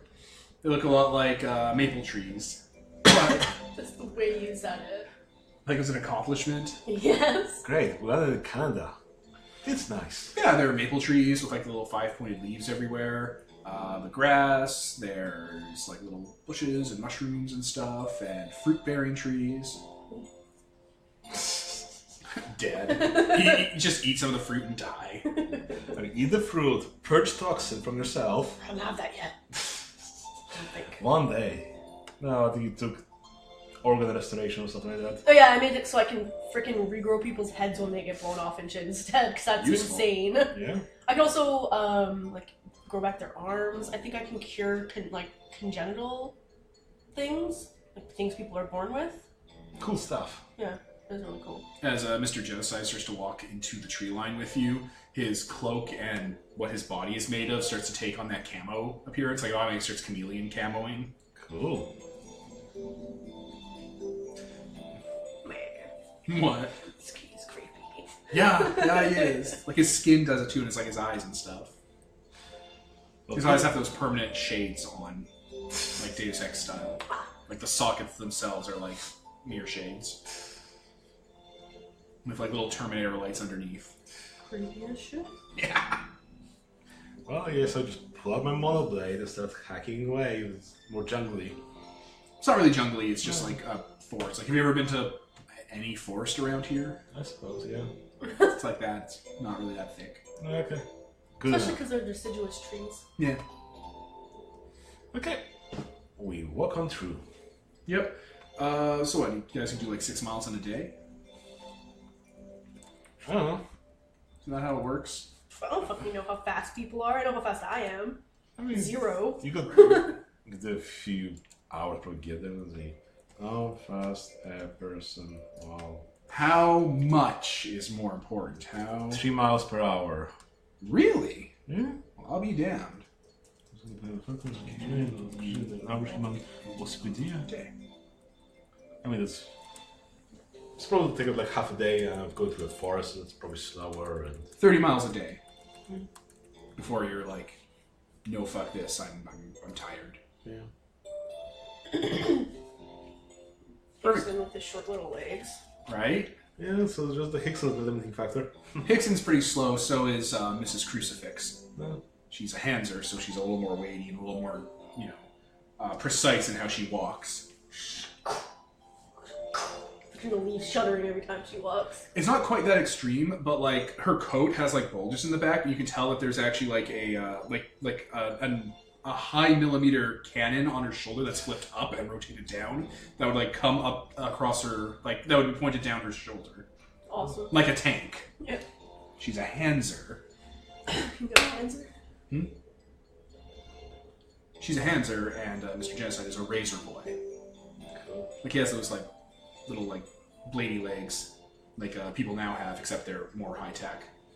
He kind of bounces. Those when he legs are walks. really cool. Yeah, he kind of has a jump to him when he walks. Cool. So we walk on some slower pace, but still make headway today. That's fine. It's only like 12 miles away. It's nothing. So you can do 30 miles in a day, so it takes half a day. It takes like 12 hours. Yeah. We can do that. As you guys are walking, Mr. Genocide basically taps you guys. Like, you guys have comm systems, right? Yep. So yeah, he points out to part of the forest where there's very clearly roads cut into it. Whew. Cool. Like actual like cobbling roads. Like someone's actually taking time to cobble and smooth it out for like transit. Well, might as well use those. Unless they kill us when we walk alone. I mean, we're armed. How does that... Hickson, you're the anthropologist. Yes! Tell me about these roads. How recent are they? They look archaic, but more recent than the structures here. Roll no or something. Yeah. You do something. Do a roll. I was waiting Justify your existence. I was Do a waiting for barrel you to roll. say something. I was about gonna thought you were gonna tell me about them. Because I was like, I assumed that they were older, because why are they cobbled? Should they have like super highways with this? Because it's a Mandate backwards place that has just remnants of the old stuff. They take the metal plating and they cobble the roads for the, horse carriages. 2d6, yes. 2d6. Assuming charisma doesn't modify this. No, this would be intelligence if Well- anything. Pardon? Well, Well, what's your intelligence modifier? no, I don't have any modifiers to anything but charisma. And also a negative modifier to strength. So did you Do roll? you have no? Yes, that's why I'm Zero. not getting any negatives to this. Oh, it's no 0. So did you roll? 5. They look recent. No, Like, why aren't they super overgrown though? Isn't this like 600 a bajillion years ago? this road looks like it's modern day maintained. Oh shit. Okay. Like you're just kind of looking. You don't really know. You can't tell a lot about it because you're out of your element here, having almost been shot out of the sky, I'm sure. But like, there's like muddy tracks on it. Okay. I mean, yeah, there's probably not that much moss or what have you overgrowing, so yeah. looks like they've been used recently, though, so we definitely want to keep our eyes open for locals. Perfect. You hear noise around you in the forest that sounds different than it was before. Like some of the animals you hear scatter. Some big animals or something. What sort of noise? How would you ascertain this? It sounds like basically rustling in the foliage. That sounds a little more chaotic. Yeah, I guess it would be a survival roll or something. So, Well, how would you determine it? Now determine the roll. How would you figure this out? I mean, I want to know whether it's more natural, so it's just like, oh, doesn't make much noise, or like something mechanical just moving to the forest, so it have some mechanical sounds to it, more metally or clanky or something like that, rumbling noises. So like drawing your experience as a soldier? Yeah. This sounds like people. Like it sounds like people moving through underbrush. Ah. So, do you have notice? I do not. Does Hickson have notice? You should roll notice then. You two are soldiers. You've gone through this. Oh, there you go. Yeah, there are people in the bushes up ahead. Or humanoids in the bushes up ahead. You're used to hearing this because you guys were in war. I mean, not pathetic, but yeah. Yeah, but that doesn't mean you weren't on the ground holding people together as they died. Being hit by flashlights and missiles. Flashlights. Is this a marine yet? Is this... Okay. How many does it sound like? Hard to say. Okay. It reminds you of when you were in war. Okay. It's an ambush. Size. I'm gonna like put my arms on and be like, wait.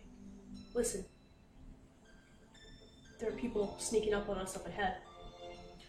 Mr. Genocide kind of moves behind you guys into the brush. Yeah. And he just puts his finger to his lips, and his active camo kicks in. That's different from the camouflage before, and he actually kind of goes a bit invisible. God, he's so creepy. It's so good. Do you guys continue forward?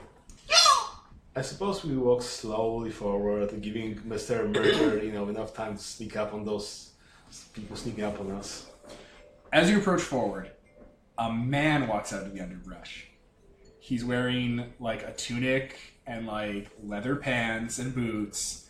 He has an actual medieval short sword at his side, and like a dagger, and like a headband and stuff. And he looks like garbage.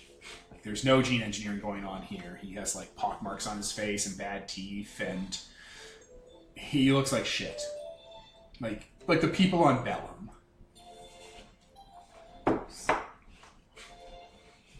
He starts talking at you, and you guys don't speak the language. I mean... Actually. Oh, right, you guys totally do. Probably mandate. Yeah, it's basically mandate, but it sounds like it's been localized. Good. I had to roll to see if it shifted that bad. Yeah. Hey, strangers. Hi there. Who are you? I'm Gil. Hi there, Gil.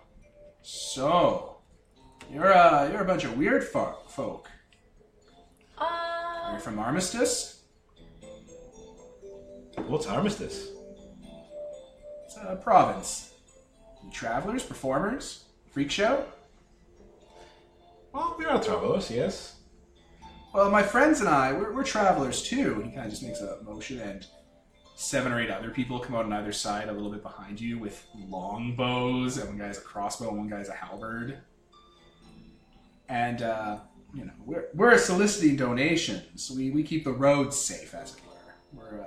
We're like security. Oh. Well, I'm sure you're keeping it secure because I think there's, someone you're missing. That's an interesting comment to make, but I'm also fairly certain we don't have any money. I mean, you have kind of gestures at all of you. Things. I like that coat. What animal is that made of? Him? A coat. He's wearing a leather jacket. Like a cool leather jacket, not a garbage leather jacket. A cow, man.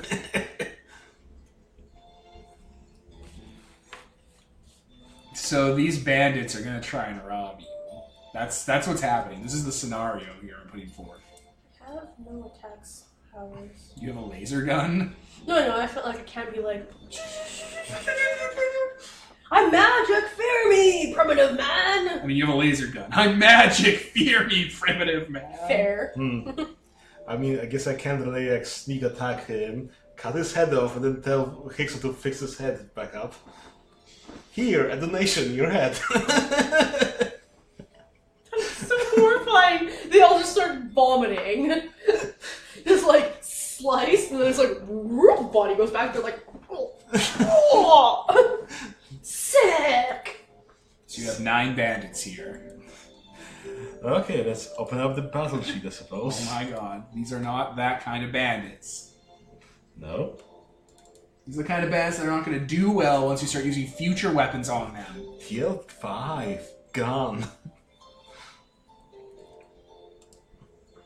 So this is mostly you guys controlling this encounter. So how do you want to murder them, Hickson? If at all. I'd rather not, but there's garbage. You take your laser gun, shoot them at their feet, tell them to back off or something.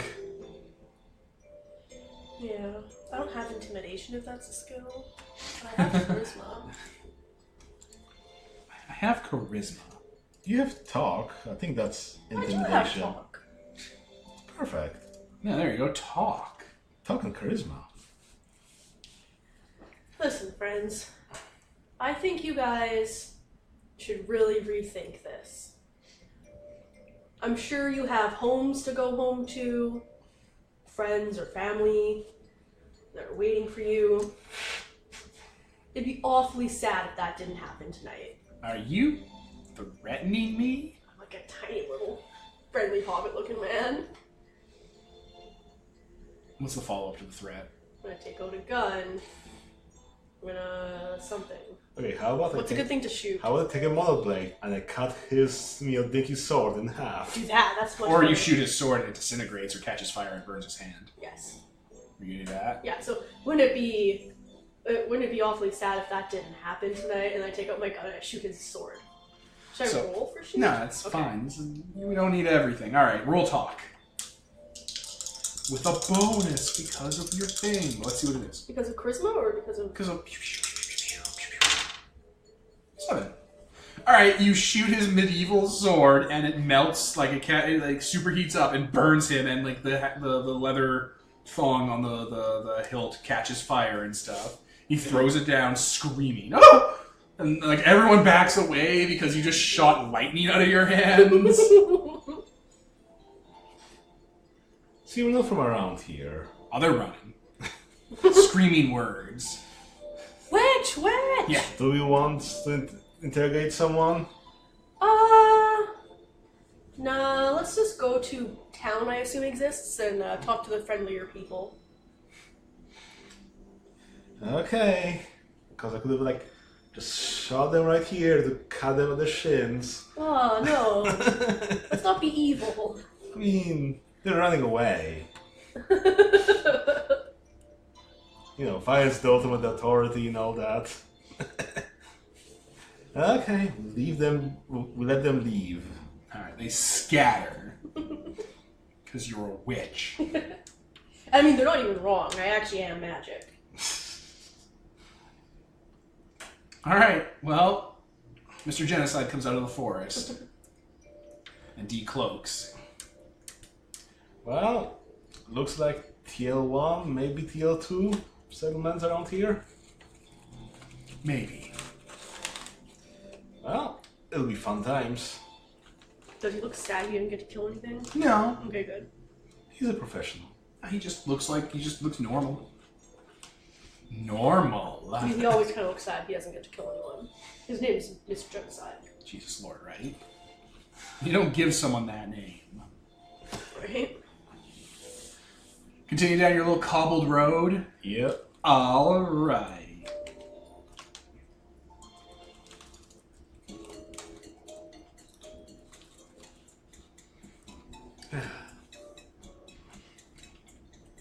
Well, the rest of the half of the day passes.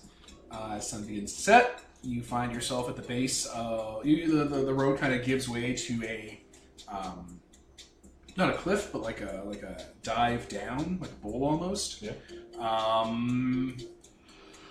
And yeah, there's like this big base of a space elevator that's been like long since calcified over and covered in foliage. Like it looks like it's a giant tree at this point that's been like snapped at the base, like a rotting stump.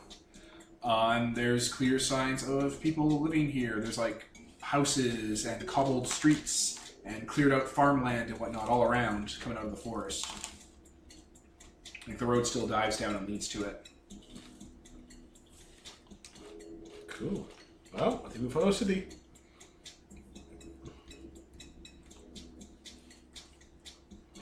Okay, we walk on in. Like we own the place. That's what we basically do. Right? Walkie walkie. So you guys stand out a lot. I mean, yes.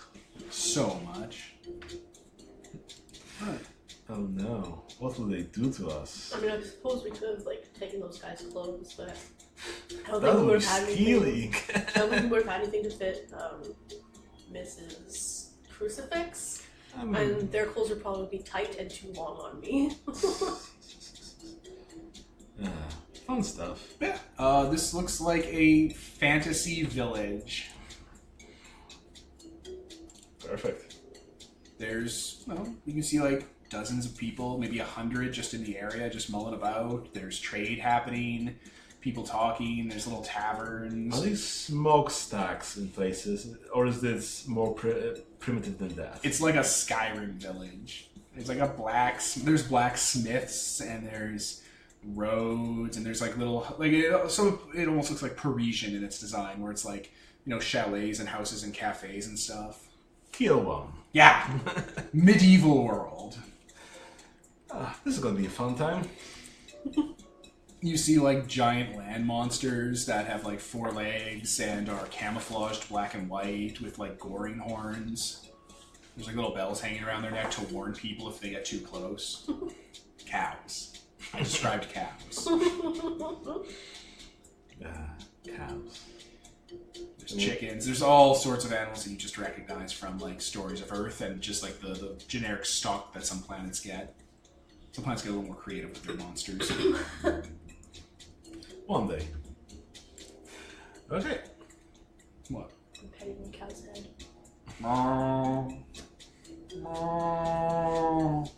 It's so large and adorable. Yeah, it's like a city kind of built around the ruins of the space elevator. They don't live in the buildings; they just built their own houses. Good. Multi-storied, you know, and they have like they're not really like the fantasy kind of like generic medieval stuff. It's much more like Paris, France, or French. It's more artsy. It looks nicer, or like Venice. Okay. It looks nice. Well, it's very much primitive. It looks nice as opposed to people dumping chamber pots onto the streets. Yeah, exactly. Cool. I guess take all your photos, Hickson. Oh yeah, definitely. I'm always. And they're like, what is that? I'm a tourist on Tier 1 planet. He's like pointing a brick at everyone, and they're like, what the? You dumb fucks. So you guys just walk right into town? Pretty much. People give you a wide berth. So, I guess we should talk with whoever's in charge here to get a load of this place.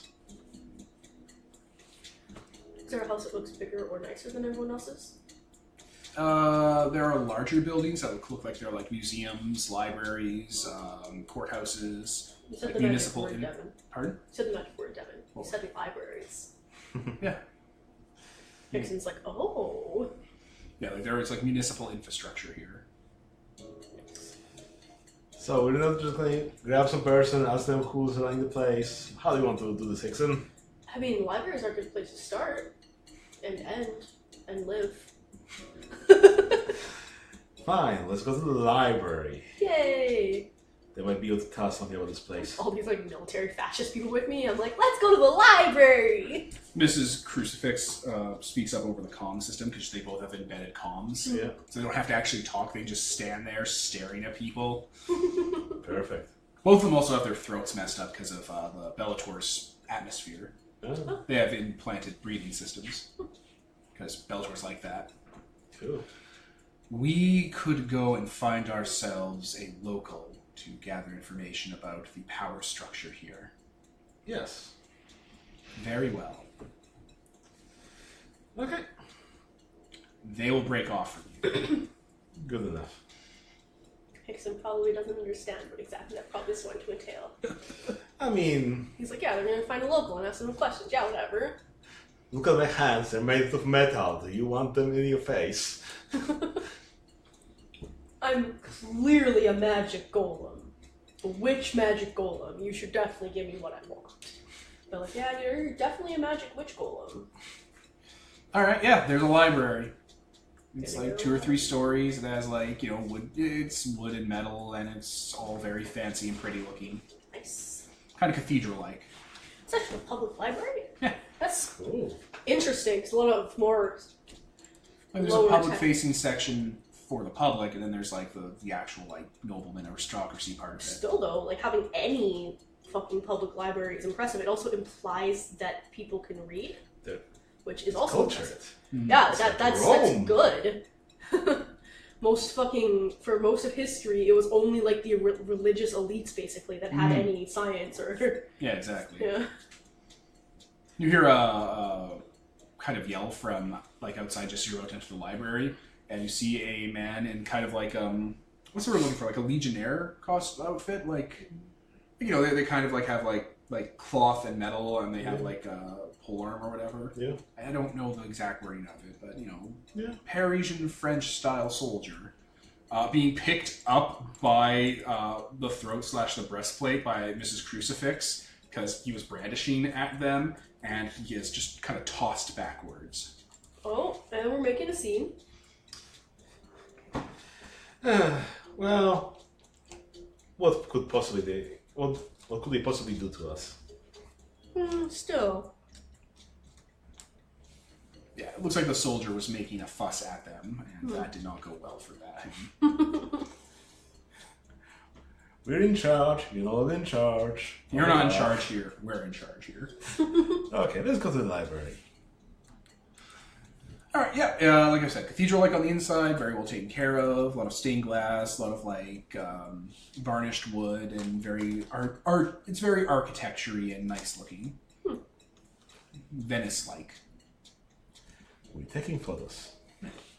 Yeah, there are people inside, and they all are standoffish and back away from you when you enter, not saying a word out of fear. Are there any signs or whatever that tell me what I want? No, it's not like that. There's like desks and stuff and people you talk to. I'm gonna walk up to a person.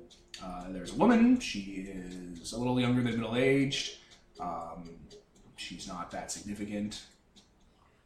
It's gonna be like She looks short from being underfed.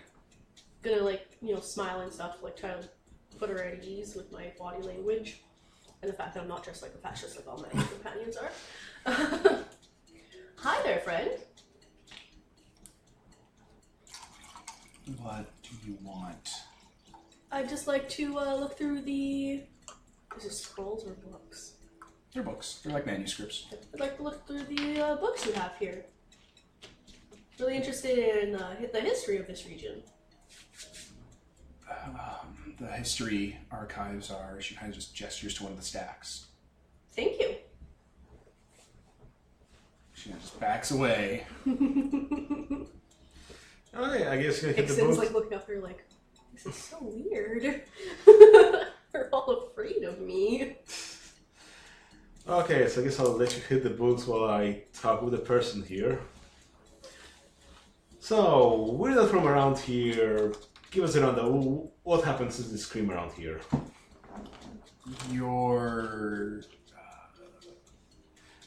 devil sailors. Free merchants. Devil Sailors. You came from the Starscape. Yes.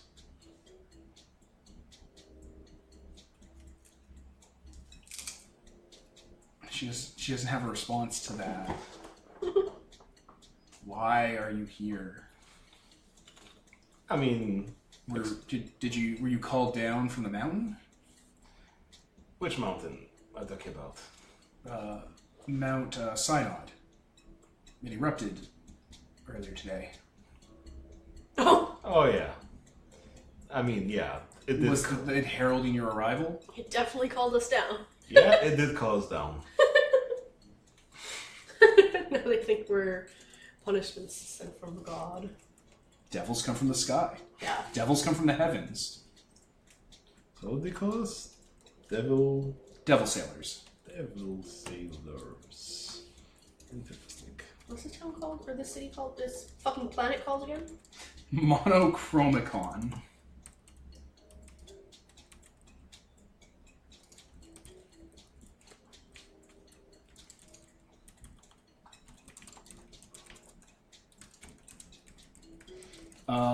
Yeah.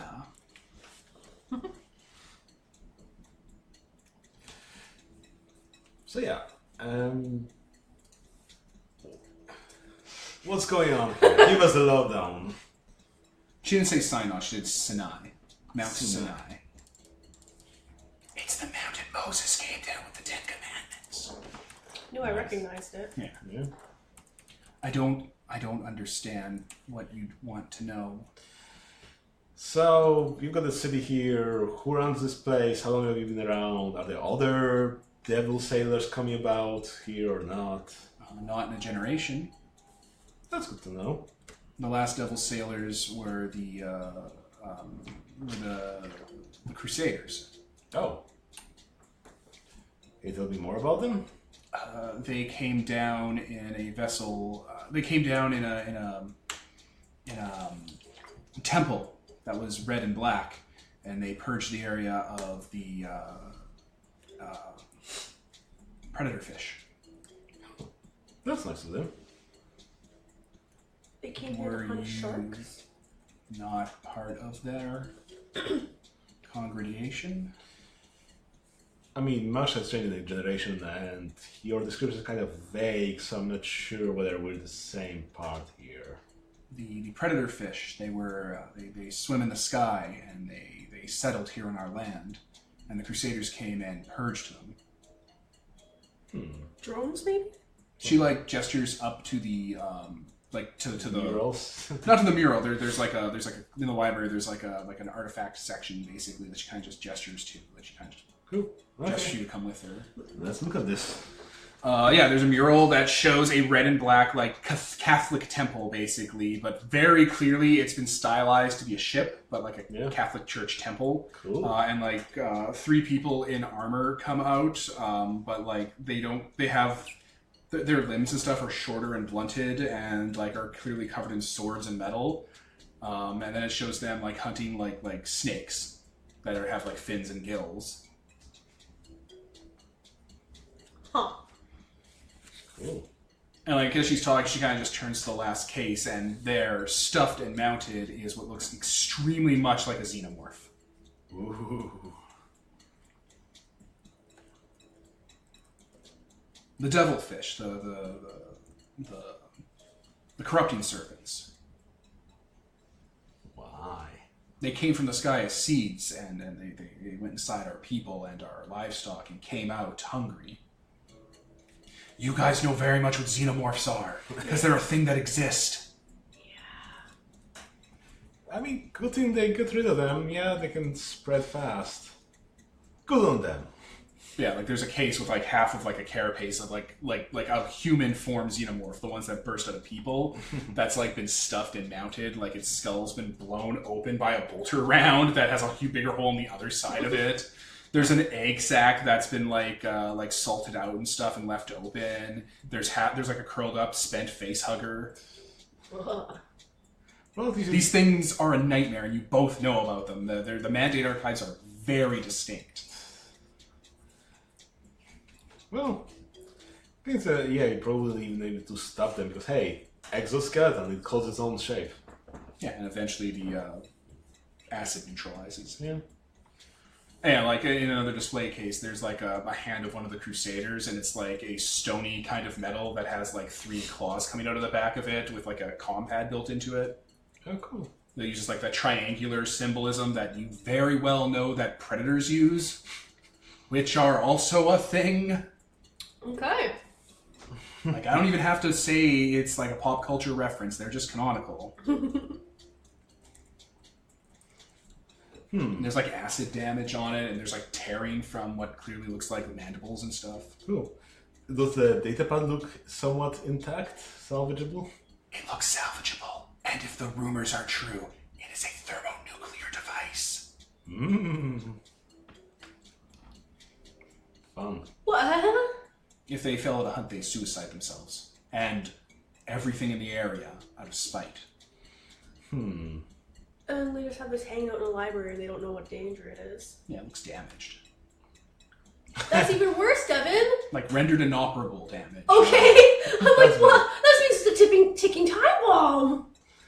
Okay, so doesn't look like you can salvage any data from it. I mean, if you want to turn it on and interface with it and start playing around with the circuitry, you could. This might be a little bit too much for the first encounter. I mean, if we take it on the ship acts as a nuke sniffer in itself, so that's good enough. Yeah, actually, that's exactly what it would do. Yeah. Unless it's a TL5 nuclear warhead. Really depends on the culture they come from. Predators are basically people that join this gene fanaticism cult that get themselves modified to be hunters. Like, they're not a race, they're people that get indoctrinated in, or like they get accepted by other existing members, and they get all of their guts ripped out and get turned into a predator. That's actually a lot more interesting. Yeah, and then they get like cybernized with their armor and stuff in their ship. It's like a bio-cybernetic living technology they use. That's neat. Yeah. So it's something you're not born into. It's something that you're reborn into. They're like an ethnic cult Cool. of murder-happy fanatics. Nice. Yeah, it was a generation ago. There was part of heaven broke and fell.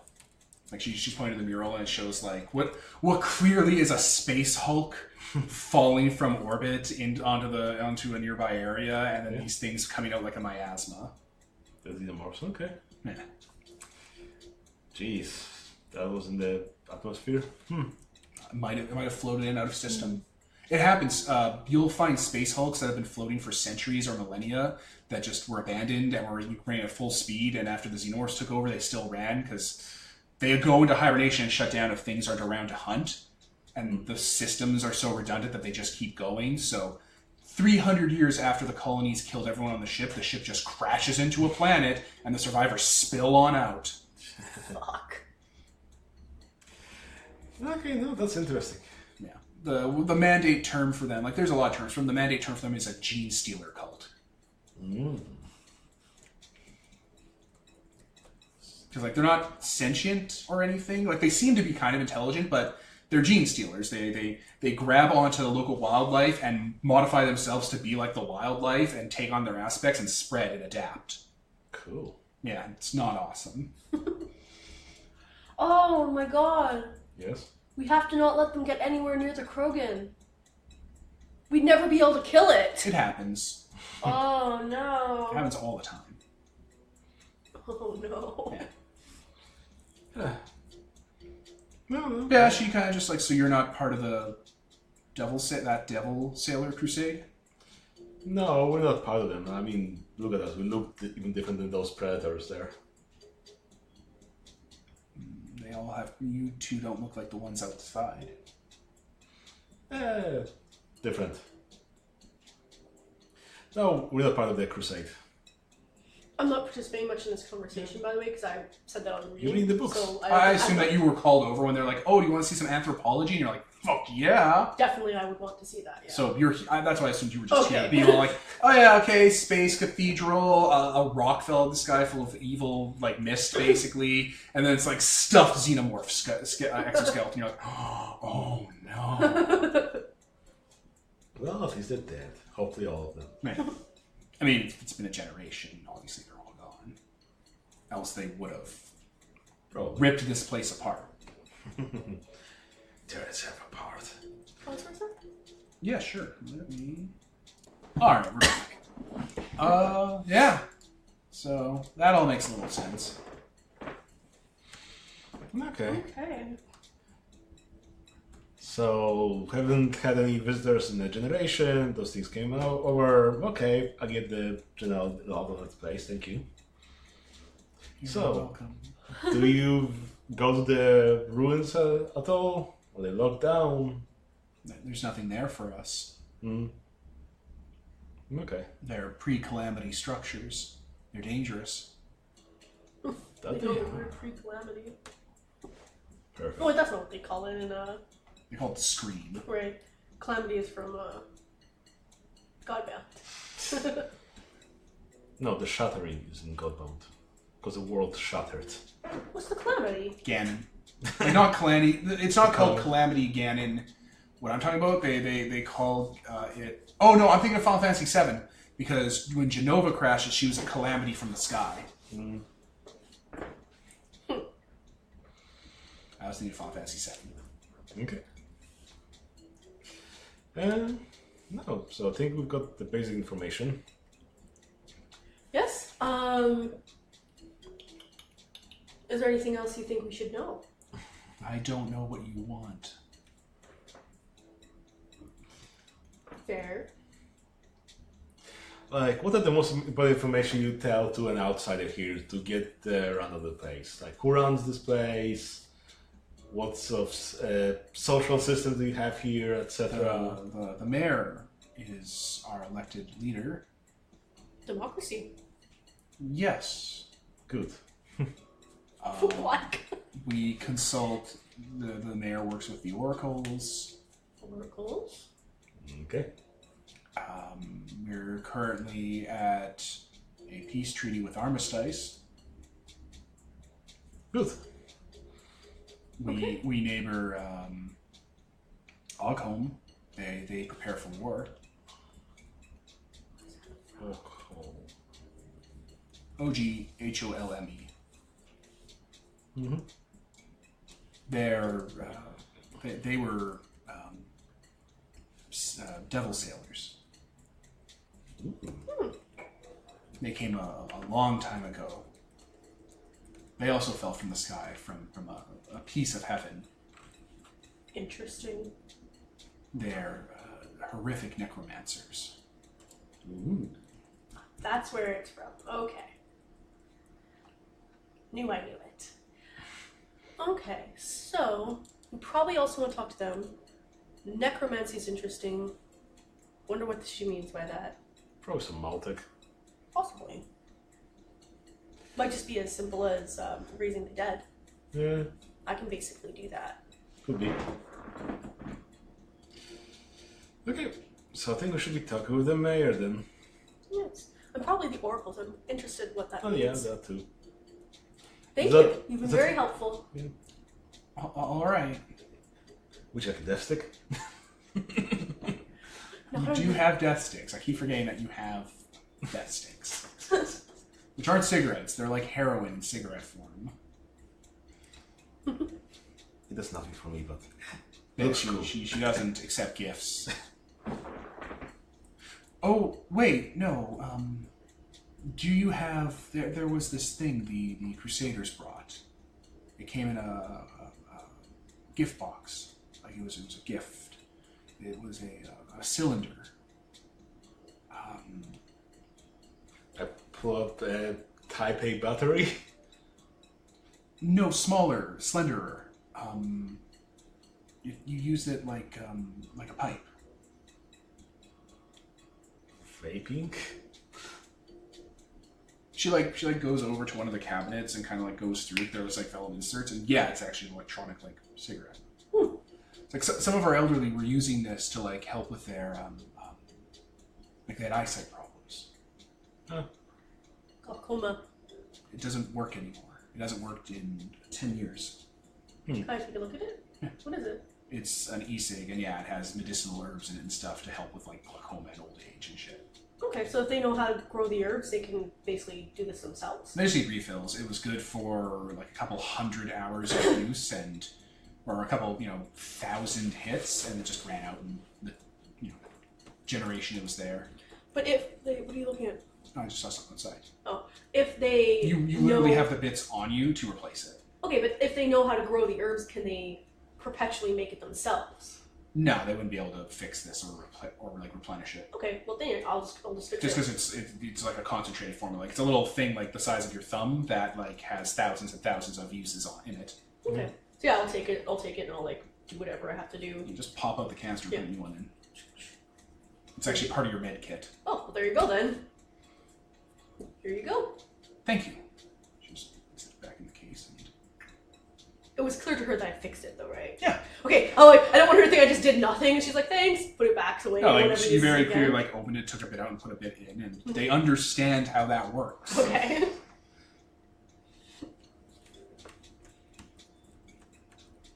Okay. So I guess we go to see the mayor and the oracles. Yes. See what our other Bellatorians are up to. Yeah, they're waiting for you outside the library. Yeah. What did you find? He says, tapping his comm system. Well, predators came in here about a generation ago. Gene stealer infestation? Yeah. Usually what it is. Predators and Gene stealer infestation. Yeah. Yeah. All signs point to them neutralizing it? Yes. Yeah. Oh, thank God. Although one of the datapads is still in there with a little bit, rough in shape. We'll probably want to remove that in case it's What is in there? Speak up. the Predator datapad with all. It's armband? Yes. Yeah. We'll have to remove that. It looks like it's been. Damaged. It's not going to explode. It would have exploded if it was going to. Yeah. So yeah, probably want to remove that on their way out. Yeah, the warhead probably died. Other than that, well, there's an SD called Alcon that are former free merchants or what have you from generations ago. Not necessarily free merchants, but they came from space. Devil sailors. Yeah. They came from space. So yeah. I've heard that dialect before. And there are probably some necromancers. Oh, yes, they're apparently necromancers. I don't have reference for that. Do you mean you don't know what that means? Or No, I know what the word means. Okay. I've played video games. I was just gonna say that's really weird that he doesn't know what necromancers are. I played video games and took part in the military virtual reality sims. Zombie shooters. Yeah, why not? Also just World of Warcraft kind of stuff. Yeah. Why wouldn't they? Yeah. Dragon Age Inquisition for the Mass Effect universe. So best case scenario, they just have some medicine. The worst case scenario would leave some Maltech something. But we'll see. Okay.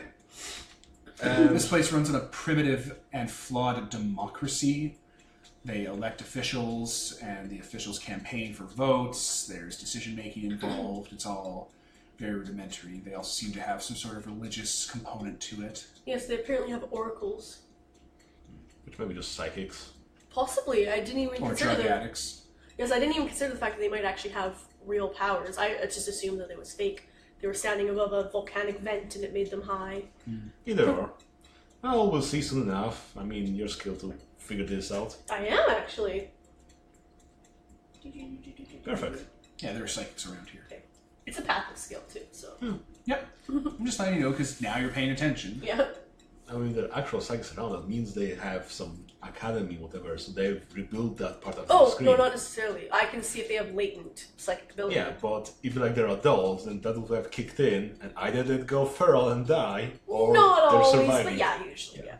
Usually they can't handle it on their own. Yeah. That was the big thing, that after the Scream, he lost the infrastructure, and it took a long while to build it up, because he had to have people basically develop meta-psionics to the level where they could control it themselves and teach other people. They'd have to develop it themselves without dying first. Yeah. Well, if there's structured traditionalism and religion here, odds are that would have reestablished the PSYOP order. Yeah, that's good to know. Okay, let's meet with the Power Authority and, see what they have to say. I convinced some of the constabularies here to have a government representative meet us at a nearby general social place. Perfect. A public ground A town square. of some sort. Good enough. It's actually the steps to their Hall of Justice. It's like a step system. There's a statue. It's like a mandate version of justice, but it's a pyramid that has the different kind of states of being labeled on each level of what laws and what order you protect people in and stuff. Cool. Like The good of the coalition itself, the good of society, the good of the sector, the good of the individual, the good of the planet, the city, the individual, the good of taking care of yourself and stuff. Well, they know us backwards as Bellum, so oh god. that's our metric stick. Is it better than Bellum? Yes or no? Right? Yeah, when the four of you approach, there's older one. She looks like she's older than the person in the library. Not really much to describe about her, other than they look like medieval peasants. Nothing bright or flashy about them. None of them are protagonists in this story with colored hair and a detailed art sheet. Aye. Yeah, she dresses in clothes. There's a beret involved, I think. Does she is she a step above peasants though? Yeah, no, she looks better taken care of. Okay. She's wearing official like judges kind She's of. an elected official. Yeah, elected official kind of outfit. And there's some people there that have also gathered.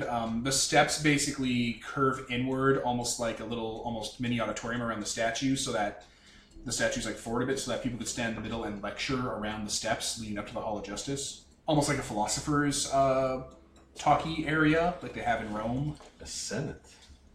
Is that what it's called? I mean, I think in general that we had people talking and Yeah, it's not huge. It's 10 levels of steps, and they're not super big. It's just an area for someone who's philosophizing to talk to people in front of the courthouse. Cool. This is where fucking what's his name? Not Plato, the one who was poisoned. Maybe that was Plato. Who got hemlocked? Whatever. People like that. Okay. Yeah, she just kind of waits for you to approach them. Okay, so hi, we're free traders from a different system. We came here on a spaceship. Socrates. Socrates, that's that fucker's name. And yeah, we wanted to learn more about your society, see where you're at development-wise, I suppose. What about right, Hickson? Yes. All right, what can we tell you? I'd be interested to meet with your oracles. Yeah, are your oracles psychics or is it some other establishment here? I don't understand. You're talking like she would understand that kind of stuff. I mean, I'm using mandate words, so there probably should be some understanding here. She just doesn't understand the term psychic.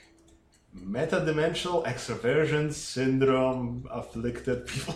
I would like to meet your oracles. Oh, yeah. I'm sure we can arrange something like that. Perfect. I'm not too sure the purpose that you've come here. Are there more of the plague, the blight? No, there doesn't appear to be any of that going on.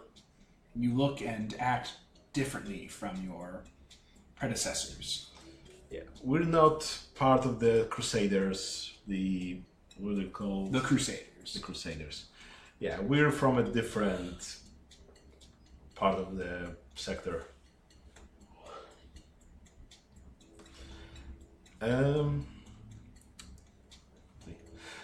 What do you know about the state of the sector here, if anything?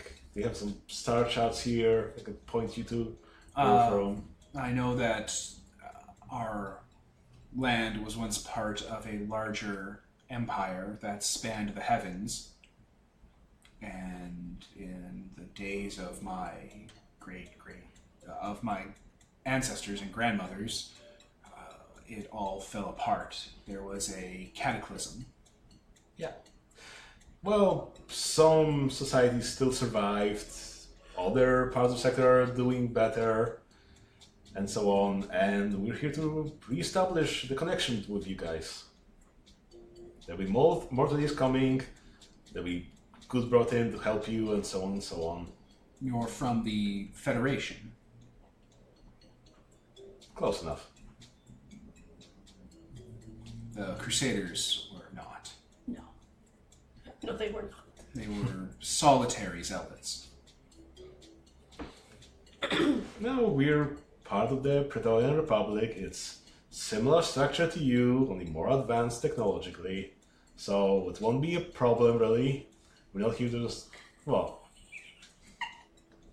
The same kind of structure as you guys. Well, I mean- with your democracy and your religion, you know. Yes? More advanced. I mean, it's similar enough that they'll get it. It's not like, oh, we're ruled by the church or what have you, or there's, just a tyrant there. No, power of the people. Asterisk of people.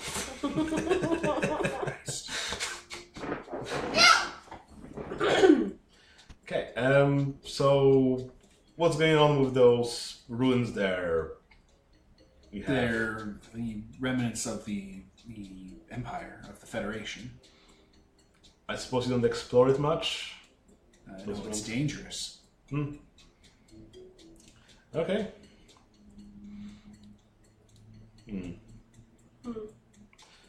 Well, I guess we'll have to check it out ourselves with our modern technology. I don't know, is there anything else we need fixing? No, I'm just interested in learning all I can. I'm gonna read all your books and, yeah. The Republic you're from, I know that word. It is different from how we do things. I mean, is it all that much different? I think it's similar for all what I can understand. It's different. Some of our tomes have different connotations to the type of people that establish a republic. Okay. What does she mean by that? Republic isn't an evil-sounding word. It just sounds like it's people getting together to do Yeah, good. unless their literature is literally the book Starship Troopers. Like, fair. Their ancient text is literally an allegory about how republics can go really bad. You don't know what books they have still from the old days that were like, hey, you want an allegory for how fucked up different political systems can get? Let me tell you about the lie that is capitalism. Watch the fuck out for oligarchies. If someone says some people are more equal than others, you shoot them in the mouth. Oh my god. And they're like, oh my god, okay, gotcha. Okay, so they were saying that the Republic is the Republic? There are certain connotations when a nation says they are ruled by a republic, is basically what she's saying. Oh. And that she might vaguely have caught on to the idea that you guys might be jackbooted Nazi thugs. I mean, what would give her the idea? Like, literally. Like, if they have any pictures or documentation of what fascism looks like. Oh my god. Propaganda from the mandate.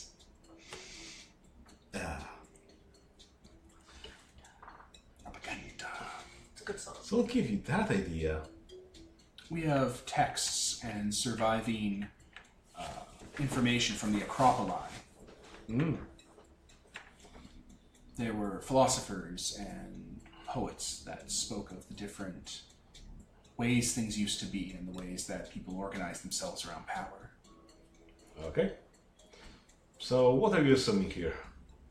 What's your fear about the Republic? That you're coming in from a larger empire to sweep up whatever resources came before and turn us into components of your war machine. She says, eyeing the two in the back that are clearly actual literal war machines. One of them has knives for feet. Someone doesn't get knives for feet in a healthy society. I mean, what if they want nicer feet? In a healthy society. I would legit love feet like that. Probably not if they were knives, but like those bouncy Knives feet, for that'd be feet. awesome. I legit don't see the purpose of lying to them because they'll find out that we were lying. They'll find out sooner or later. So like, yeah. Can you give me that clippy? Sure. One around here. I think it fell down. I don't really need it. So. Like, it's not like a deal breaker. They're not like, we'll Yeah. kill you, fascist. It's just like she kind of vaguely knows what republics end up in space.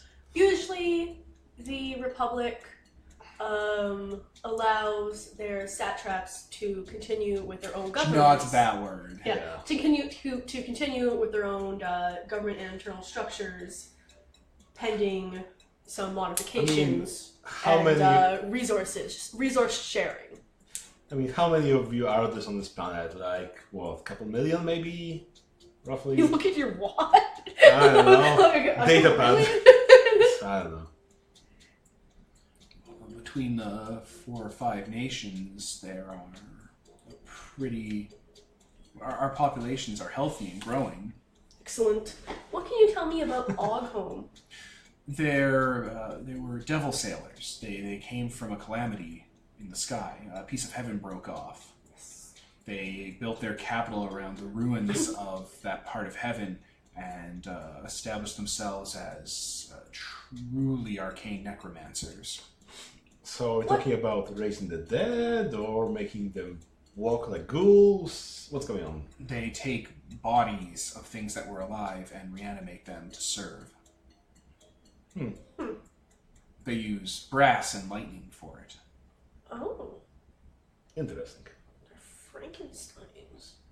Which I assume is a pop culture reference in this, considering everything else is. Yeah. That's very interesting. I'd also be interested in meeting them. Yeah. I'm interested in everything. I like learning. Can I They're- get your oracles now? Their leader is from the Piece of Heaven. He is the Emperor Cortex Command. Emperor Cortex Command. Yes. Probably an AI. I once met with him when we were negotiating recently for the truce. He is no longer man. He's more machine than man now.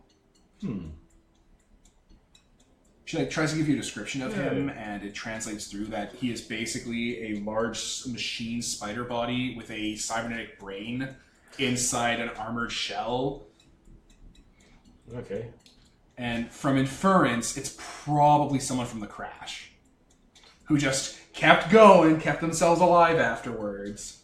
So little self-made transhuman thing. Yeah, so someone who came from a much higher tech level. Okay.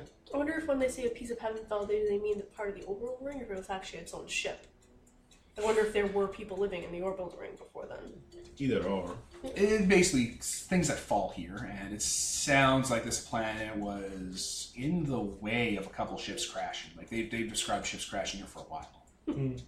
Makes sense when anyone that gets like it has a beacon to tell you it's here, and then you And get it's a close and they mandate shoot beacon. you. Yeah. Every part of heaven falling has been. We've been warned of it ahead of time by Mount Sinai. They're not making the connection that it blows them out of the sky. Right. The mountain erupts to let you know that something horrible's coming. That's nice of them. So yeah, we're basically giving a rundown of the Republic, how's it going, and so on. Like, hey, we don't just go in and like enslave everybody, whatever. Like, hey, we give people rights, and so on. You know. We go in and give people the opportunity to have rights. Yeah. Also, like straight up, like what I said exactly is like they usually let they usually let their satraps have their own thing, so long as they also get what they want, but they also bring valuable things as well. Like that's basically what I said. Like, It's like, we'll give you opportunity to trade. You're kind of backwards, so we don't expect much from you. I mean, we won't take everybody from here because hey, you know that requires ships, and ships are expensive, yo. So. There'll be some mine projects, and okay. So I think that's it. So, do we want to go for Oghome, or do we want to go to explore the ruins to maybe turn off Mount Sinai? Or We I mean, probably should turn it off I mean, yeah, so it doesn't Probably. keep shooting shit down. yeah. But first, I want to meet the oracles. Wait. We don't really need to roleplay it if there's not really anything special about them. But like, You're looking for Yeah. psychics. yeah, I want to know what they're psychic or like how did they get Yeah. that crap? They actually are psychic. Precogs. They actually are precogs. Okay, that's Cool. There's there's probably maybe 1 or 2 dozen of them that just like it's a fairly large cult that rebuilt itself, and there's a fair mix of metasionics and a large amount of them cross over into precog. interesting. Yeah, they've been just keeping a religious doctrine tradition going for a while. So I guess you give them your pamphlets. I don't think they're. It's hard to convert people that already have a religion. That's And- the problem with yeah, psychics. especially when they already are in power. Like they're already in power. They don't need to be rescued or like to hope for a better life. Like they're Yeah, the oracles and the mayor here and the various defense forces and whatnot are able to kind of scavenge out a good enough defense to push back on Ogholm when Ogholm invades, to the point where they basically pulled a gambit where they threatened Ogholm with the Crusaders and with the Gene Stealers, and it was kind of a bluff, but they have enough kind of stuff they were able to salvage that it's a fair threat. Fair enough. Okay, so Ockham or Mount Sinai? Mount Sinai is much farther away. So, oh. Well, whatever installation you have around here, I suppose. I mean, Yeah, that'd just be like the ruins. They've built their whole city. Like the city encircles it. Yeah. So, which one do we want to go for, Nicole? really either. Ogholm is straight up hostile. They know what far traders are, and they'll try to kill you for your shit. Let's not go there. Yeah. They sound like dicks. They're reavers. Like not in the Firefly way. Okay, In good. the pirate way. Okay, good. Okay, so let's explore the ruins then. Yeah, the ruins are heavily trapped and like just by accident, basically, because of how the technology's failing. The 4 of you with your expertise won't have that much problem navigating to a part of it that'll allow you to basically gather information about the orbital cannons. Yeah. Good. So yeah, I think we explore it. We want to get some data centers to connect to it, because I assume there's some infrastructure still around. If the graph cannons are going and so on, then Yeah, the installation, like the military installation for the orbital cannons, is farther away. Like it's a couple days walk for you guys. yeah. But if you were to get there, you'd probably be able to penetrate their network defenses and hack it. Cool. Do you want to do that? Have an adventure where we hack the cannon so they don't shoot us down? We definitely don't want to be shot down. I mean, if we hack it as well, then later we'll be able to come back in our dinky little ship and do some trading without having to spool the ID again, I suppose. I mean, if you guys can prove this place is valuable to the mandate, they'll just show up and deal with that on their own. Like, you can turn it off for now, and then you won't have to worry about it ever if you come back, because the mandate will have dealt with it. Okay. But it might sound like a good idea then to end at this part, where you guys are in town talking to people and are, we can assume you did some rudimentary information gathering from the ruins. Yep. Nothing huge, nothing super dangerous that we would have to cover. And now you have information on the installation in Mount Sinai. Sounds good. And yeah, then the last episode will be you guys continuing your little medieval fantasy adventure. Yeah. With pre-tech installations. I say last episode, listeners, because episode 6 will be the end of season 1. Season 2 will start with them having a ship and us starting to introduce the other Stars Without Number stuff. Like space combat. Oh my where we god. actually have weapons. Actual space combat, actual actions, actual hacking. We could probably do actual hacking next session. Cool. Because you'll have to hack into the mountain and deal with its defenses. Cool. Alright, so I think that's a wrap. Alright, so I was Devin. Nicole? I'm Peter. And this is sponsored by Nobody, signing off.